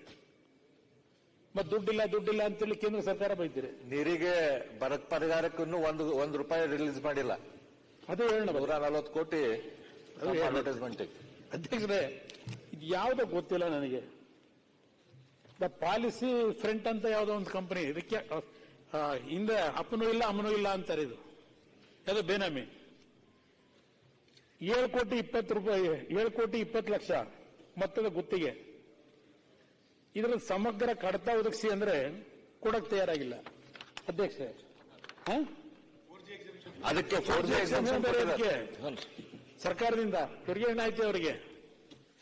ಏನು ಶರವೇಗದಲ್ಲಿ ಕೊಡ್ತಾರೆ, ದುಡ್ಡು ರಿಲೀಸ್ ಮಾಡ್ತಾರೆ ಶರವೇಗದಲ್ಲಿ.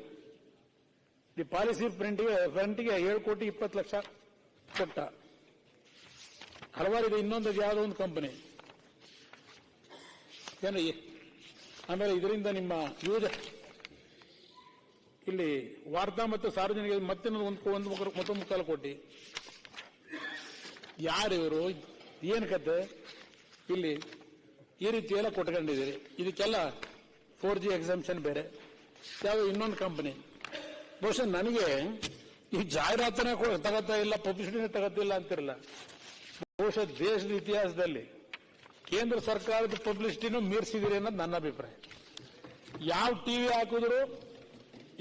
ಹಾಕಿದ್ರು ಬೆಳಿಗ್ಗೆ ಯಾವ ಟಿವಿ ಒಳಗೂ ಅದೇ ಪ್ರಚಾರ ಇದೆ. Guarantee guarantee guarantee guarantee. ಅಧ್ಯಕ್ಷ, ಇಲ್ಲಿ ಈ ಪಾಲಿಸಿ ಫ್ರಂಟ್ದು ಏನ್ ಹೇಳ್ತಾರೆ ಅಧ್ಯಕ್ಷ? ಎಲ್ಲ ಅಪ್ಪ ಅಮ್ಮ ಇಲ್ಲ ಅಂತ ಹೇಳ್ತಾರೆ.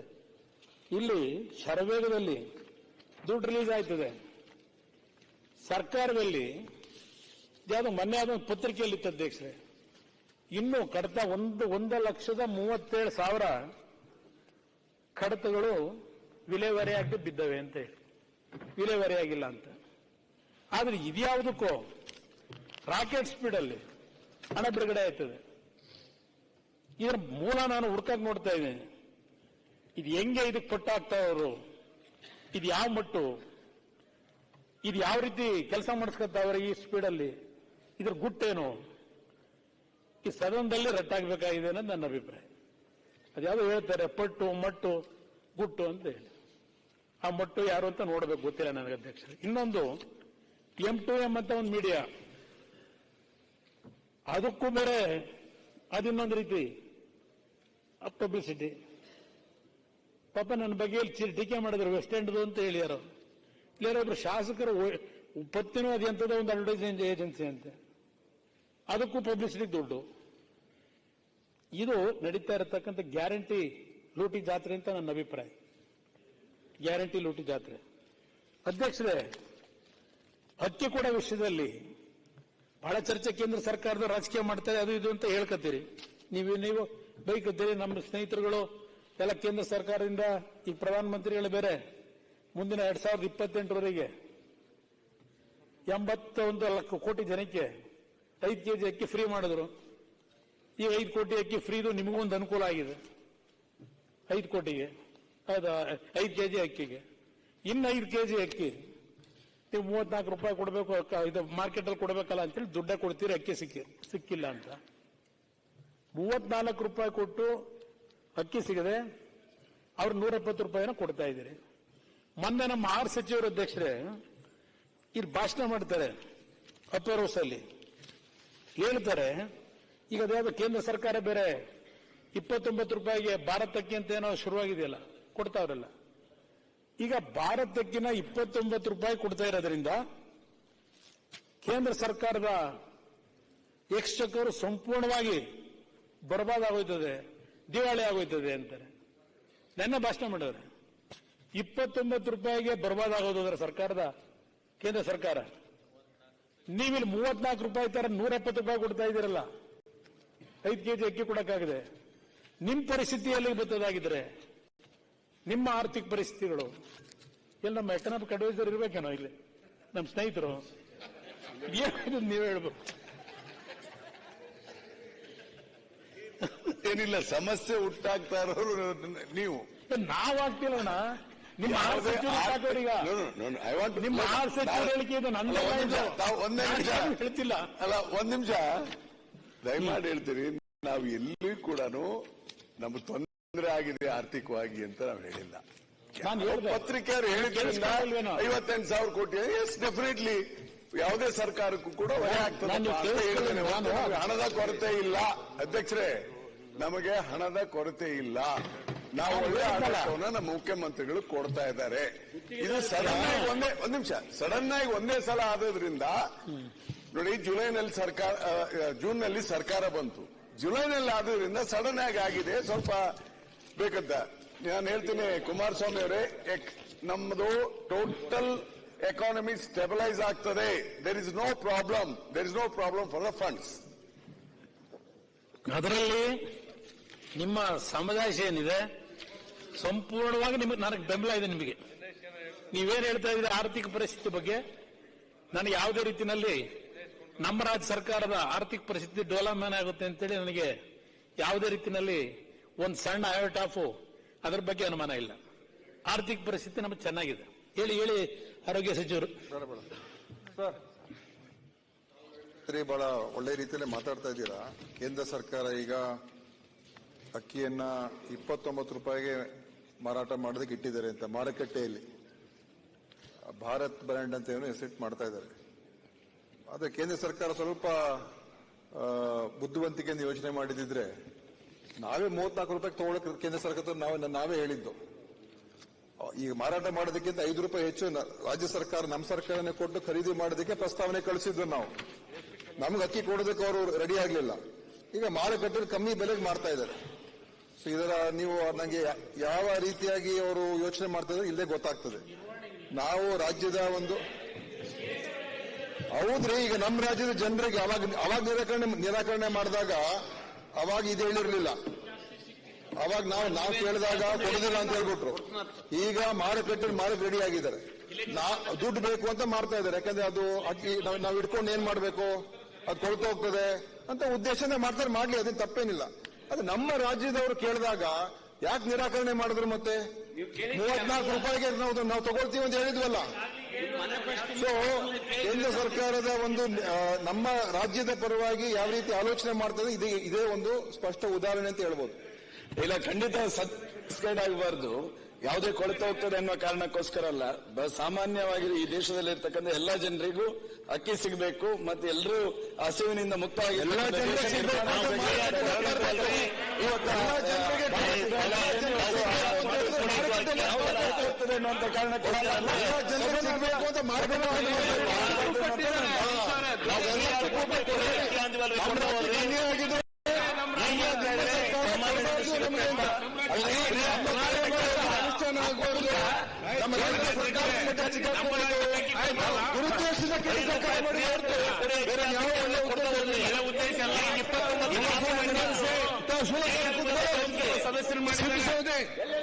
ಸಿದ್ದು ಸಾರಿ ಕೂತ್ಕೊಳ್ಳಿ, ತೆಲಂಗಾಣ ಕೂತ್ಕೊಳ್ಳಿ. ಈ ರೀತಿಯ ಒಂದು ಯೋಜನೆಯನ್ನು ಅನುಷ್ಠಾನ ಮಾಡಿರ್ತಕ್ಕಂಥದ್ದು ಆದ್ರೆ ಗೃಹಲಕ್ಷ್ಮಿ ತಪ್ಪು ಅಂತಾರೆ. ತೀರ್ಮಾನ ಮಾಡಬೇಕು. ಗ್ಯಾರಂಟಿನಲ್ಲಿ ಕ್ಲಾರಿಫಿಕೇಶನ್ ಇಲ್ಲ.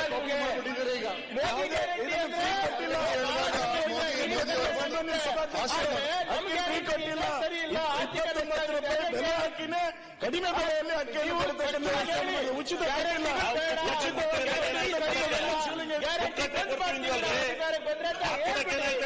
ಸಮಸ್ಯೆ ಏನಿದೆ ಸ್ಪಷ್ಟತೆ ಇರಲಿ. ಹರೀಶ್, ನೀವು ಮಾತಾಡಿ. ಕುಮಾರಸ್ವಾಮಿ ಮಾತಾಡಿ.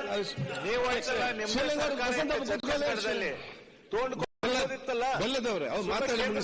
ಮಾತಾಡ್ಲಿಕ್ಕೆ ನೀವು ಪ್ರಾಮಿಸ್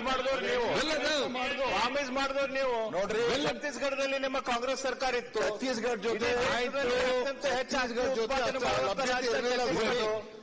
ನೀವು ತಗೊಳಕ್ಕಾಗಿಲ್ಲ. ಲಭ್ಯತೆ ಆ ಚರ್ಚೆ ಕೇಂದ್ರ ಸರ್ಕಾರಕ್ಕೆ ಇವತ್ತು ಮಾರುಕಟ್ಟೆಯಲ್ಲಿ ಕೊಡೋದಕ್ಕೆ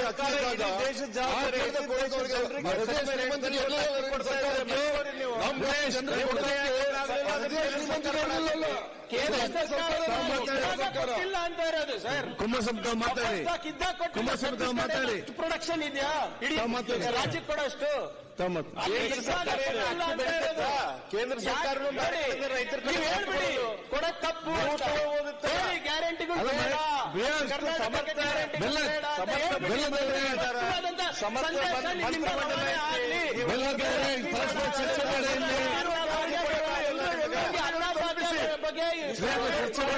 ಸರಿ ಇಲ್ಲ ಅಂತೀರಾ? ಸರಿ ಇದೆ ಅಂತೀರಾ? ನಿಮಗೆ ಯಾವ್ದು ಈಗ ಅಲ್ಲಿ ನಿಮ್ಮ ಮಂತ್ರಿಗಳೇ ಹೇಳ್ಯಾರ, ಪಾರ್ಲಿಮೆಂಟ್ ಎಲೆಕ್ಷನ್ ಆಲ್ಬಳಕ್ ಇವತ್ತು ನಾವು ನಿಲ್ಲಿಸ್ತೀವಿ ಅಂತ ಹೇಳ್ಯಾರ. ಮತ್ತೆ ಮತದಾರರಿಗೆ ನಿಮ್ಮ MLAಗಳು ಹೇಳ್ತಾರ. ಮೊನ್ನೆ ಒಬ್ರು ಹೇಳ್ಯಾರ ಇಲ್ಲಿ ವೋಟ್ ಬೇಕಾದ್ರೆ ಸರಿ ಇಲ್ಲ ಅರೆ ನಿಮ್ಮ ಮಾತಾಡ್ಲಿ. ಸ್ಪಷ್ಟತೆ ಆಯ್ತು. ಈಗ ಲಕ್ಷ್ಮಿ ಬಂದ್ ಮಾಡಿ ಈಗ ಕುಮಾರಸ್ವಾಮಿ ಮಾತಾಡ್ತಿದ್ದಾರೆ. ಈ ಸುದ್ದಿ ಸಮಾಧಾನ ಕೂತ್ಕೊಳ್ಳಿ. ಕುಮಾರಸ್ವಾಮಿ ಅವರ ಹೇಳಿಕೆಗೆ ನಾವು ತಕರಾರಿಲ್ಲ. ಅದಕ್ಕೆ ಆಯ್ತು ಮಾಡ್ತಾರೆ ಎಲ್ಲರೂ ಇವ್ರ ಹತ್ರ ಅವ್ರಿಗೆ ಮಾತಾಡಲಿಕ್ಕೆ ನಮಗೆ ತಕರಾರು ಇಲ್ಲ ಅಂತ ಇವರಲ್ಲಿ ಇರ್ಲಿ. Modi guarantee yes, Karnataka guarantee no ಅಂತಾರಲ್ಲ, ಅದಕ್ಕೆ ಹೇಳ್ತಾ ಇರೋದು. ಸರ್ಕಾರ ಕೂತ್ಕೊಳ್ಳಿ. ಈಗ ಅಧ್ಯಕ್ಷರೇ ನಾನು ಎಂದೂ ಸಹ ಈ ಸರ್ಕಾರ ಹೊಸದಾಗಿ ಆಡಳಿತಕ್ಕೆ ಬಂದ ನಂತರ ಅವ್ರು ಕೊಟ್ಟಿರ್ತಕ್ಕಂಥ 5 ಗ್ಯಾರಂಟಿಗಳ ಬಗ್ಗೆ ಸಣ್ಣದಾಗಿ ಎಲ್ಲೂ ಮಾತಾಡಿಲ್ಲ. ಈ ಕ್ಷಣದವರೆಗೂ ಮಾತಾಡಿಲ್ಲ. ನಾನಂತೂ ಎಂದೂ ಮಾತಾಡಿಲ್ಲ. ಇದು ಕೊಟ್ಟಿರ್ತಕ್ಕಂಥದ್ದಕ್ಕೆ ನಿಮ್ದು ಒಂದು ಉದ್ದೇಶ, ಒಳ್ಳೆ ಉದ್ದೇಶ, ನಾನು ಅದನ್ನ ಯಾಕೆ ಟೀಕೆ ಮಾಡಲಿ. ಆದರೆ ಆ ಉದ್ದೇಶ ಎಷ್ಟು ಮಟ್ಟಿಗೆ ಈ ಒಂದು ಸಮಸ್ಯೆಯಲ್ಲಿ ಇರ್ತಕ್ಕಂಥ ಕುಟುಂಬಗಳ ಪರಿಸ್ಥಿತಿಗೆ ಅನುಕೂಲ ಆಗ್ತಿದೆ ಅಂತಕ್ಕಂಥದ್ದು, ಇರ್ತಕ್ಕಂಥ ಕೆಲವು ಲೋಪಗಳನ್ನ ಅದಕ್ಕೆ ಹೇಳಿದ್ರೆ ಸರಿಪಡಿಸ್ಕೊಳ್ಳಿ ಅಂತ ಹೇಳಿ. ಇಲ್ಲಿ ಯಾವುದೋ ಮೊನ್ನೆ ಬೆಳಗಾವಿದ ಒಂದು ಆರ್ಟಿಕಲ್ ನೋಡಿದೆ ಅಧ್ಯಕ್ಷರೇ. ಹಸಿವು ತಾಯಿಯ ಕಷ್ಟ ನೋಡಲಾಗದೆ ಆತ್ಮಹತ್ಯೆಗೆ ಶರಣಾದ ಯುವಕ. ಇವರು ಮೂಲತಃ ಹಾವೇರಿ ಜಿಲ್ಲೆ ಯಲಗಚ್ಚ ಗ್ರಾಮದ ಬಸವರಾಜ್ ವೆಂಕಟ ಅಂತಕ್ಕಂಥವ್ರ ಅಧ್ಯಕ್ಷರೇ. ಇವರು ಕೆಲಸ ಟ್ರೈ ಮಾಡಿದ್ರು ಅಲ್ಲೆಲ್ಲೂ ಸಿಗಲಿಲ್ಲ. ತಂದೆ ತೀರ್ಕೊಂಡು ಹೋಗಿದ್ದಾರೆ. ತಾಯಿ ಮಗ ಇಬ್ಬರಿದ್ದಾರೆ. ಅವರು ಗೋವಾಗೆ ಹೋದ್ರು ಕೆಲಸ ಹುಡುಕೊಂಡು. ಗೋವಾದಲ್ಲೂ ಕೆಲಸ ಸಿಗಲಿಲ್ಲ. ಮತ್ತಲ್ಲಿಂದ ಬರಬೇಕಾದ್ರೆ ಆ ಹುಬ್ಬಳ್ಳಿಯ ಅಳ್ನಾವರ ಸ್ಟೇಷನ್ ಹತ್ರ ಟಿಕೆಟ್ ತಗೊಂಡಿಲ್ಲ ಅಂತೇಳಿ ಆ ಟಿಟಿ ಆ ತಾಯಿ ಮಗನ ಹೊರಗ ಟ್ರೈನಿಂದ ಇಳಿಸೋದು. 3 ದಿವಸ ಆದರೂ ಅವರಿಗೆ ಊಟ ಸಿಕ್ಕಿಲ್ಲ. ಅಲ್ಲಿ ಮಗ ಏನೋ ತಾಯಿಗೆ ಏನಾದ್ರು ಊಟ ತರ್ತೀನಿ ಅಂತೇಳಿ ಹೋಗಿ ಒಂದು ಮರಕ್ಕೆ ನೇಣು ಹಾಕೊಂಡು ತೀರ್ಕೊಂಡು ಹೋಗಿದ್ದಾನೆ. ಮರಕ್ಕೆ ನೇಣು ಹಾಕೊಂಡು. ಈಗ ನಿಮ್ಮ ಕಾರ್ಯಕ್ರಮ 2,000 ರೂಪಾಯಿ ಗೃಹಲಕ್ಷ್ಮಿ ಯೋಜನೆ ಅಂತ ಕುಟುಂಬಗಳನ್ನ ಬದುಕಿಸಬೇಕು ಅಂತಲೇ ಬಡವರನ್ನ ಕೊಟ್ಟಿದ್ದೀರಿ. ಆ ಹೆಣ್ಣು ಮಗಳಿಗೆ 2,000 ರೂಪಾಯಿ ಬಂದಿದ್ರೆ ಬಹುಶಃ ಆ ಹುಡುಗನ ಜೀವ ಉಳಿತಿತ್ತೋ ಏನೋ ಗೊತ್ತಿಲ್ಲ. ಆ ಹೆಣ್ಣು ಮಗಳು ದುಡ್ಡು ಬರ್ತಿದೆಯಲ್ಲೋ ಗೊತ್ತಿಲ್ಲ. 2,000 ರೂಪಾಯಿ ತಾಯಿ ಇವತ್ತು ಓಪಂಟಿ. ಅಲ್ಲೆಲ್ಲ ಕೆಲವರು ಹೋಗಿ ಅಲ್ಲೆಲ್ಲ ಬೇರೆ ಯಾವುದೋ ಇದಕ್ಕೆ ಕರ್ಕೊಂಡೋಗಿ ಬಿಟ್ಟವ್ರೆ ಆ ತಾಯಿನ. ಮಗ ತೀರ್ಕೊಂಡು ಹೋಗಿದ್ದಾನೆ. ಇದು ನಮ್ಮ ಹಸಿವು ಮುಕ್ತ ರಾಜ್ಯ ಆಗಬೇಕು ಅಂತೇಳಿ ನಿಮ್ಮ ಉದ್ದೇಶ ಇಟ್ಕೊಂಡಿದ್ದೀರಲ್ಲ. ಊಟ ಇಲ್ಲದೆ ಸತ್ತಿರತಕ್ಕಂಥದ್ದು. ಇದು ಒಂದು ಉದಾಹರಣೆ ನಿಮಗೆ ಕೊಡ್ತೀನಿ ಅಷ್ಟೇ, ಬೇಕಾದಷ್ಟಿದೆ. 2,000 ರೂಪಾಯಿ ನಾವು ನಿಮ್ಮ ಮುಖ್ಯಮಂತ್ರಿಗಳ ಮುಂದೆನೆ ಹಲವಾರು ಜನ ಬಂದು ಅಹವಾಲು ಹಾಕೊಂಡವ್ರೆ. ಇನ್ನು ಸಾವಿರಾರು ಜನಕ್ಕೆ ಇವತ್ತು ಹಣ ದೊರಕಿಲ್ಲ ಅಂತೇಳಿ ಇಲ್ಲೇ ಇದೆ ಹೇಳಿದ್ದಾರೆ. ತಾಂತ್ರಿಕ ತೊಡಕು ಸಹಸ್ರಾರು ಜನಕ್ಕಿಲ್ಲ ಗೃಹಲಕ್ಷ್ಮಿ. ಇದೆಲ್ಲ ಸರಿಪಡಿಸ್ಕೋಬೇಕಲ್ಲ. ಆಯ್ತು, ಒಳ್ಳೆ ಕೆಲಸ ಮಾಡ್ತಾ ಇದ್ದೀರಿ. ಇದು ಅಧ್ಯಕ್ಷರೇ ನಾನು ಈ ಅಕ್ಕಿದ ಯಾಕೆ ಹೇಳಿದೆ ಅಂದ್ರೆ ನಮ್ಮ ಆಹಾರ ಸಚಿವರು ಹೇಳಿಕೆಗೋಸ್ಕರ ಹೇಳಿದೆ. ಆಹಾರ ಸಚಿವರು ಮೊನ್ನೆಯಲ್ಲಿ ಅಪ್ಪರ್ ಹೊಸರು ಹೇಳಿರ್ತಕ್ಕಂಥ ಹಿನ್ನೆಲೆ ಒಳಗೆ ಅಧ್ಯಕ್ಷರೇ ಈಗ ಆಯ್ತು. ಇಲ್ಲ ಒಂದು ಬೇಕಾದ್ರೆ ಊಟ ಆದ್ಮೇಲೆ ಕೊಡಿ ಅಧ್ಯಕ್ಷ. ಅದೆಷ್ಟೊತ್ತಿಗೆ ಮತ್ತೆ? ನಾನು 3:15 ಗಂಟೆಲಿ ಮುಗಿಸ್ಕೊಡ್ತೀನಿ ಊಟ ಆದ್ಮೇಲೆ. ಓಕೆ, ಸುಮ್ಮನೆ ಸ್ವಲ್ಪ ಹಣಕಾಸಿಂದ ಎಲ್ಲರಿಗೂ ಗಾಬರಿ ಇದೆ, ಹಣಕಾಸಿನ ಬಗ್ಗೆ ಒಂದು ಸ್ವಲ್ಪ ಮಾತಾಡೋದಿದೆ ಅಧ್ಯಕ್ಷ. Next okay. ಊಟ ಆದ್ಮೇಲೆ ಒಂದು 3:15 ಗಂಟೆ ಕೊಡಿ, ಮುಗಿಸ್ಕೊಡಿ. ಈಗ ಸದನ 3 ಗಂಟೆಗೆ ಮುಂದೂಡಲಾಗಿದೆ.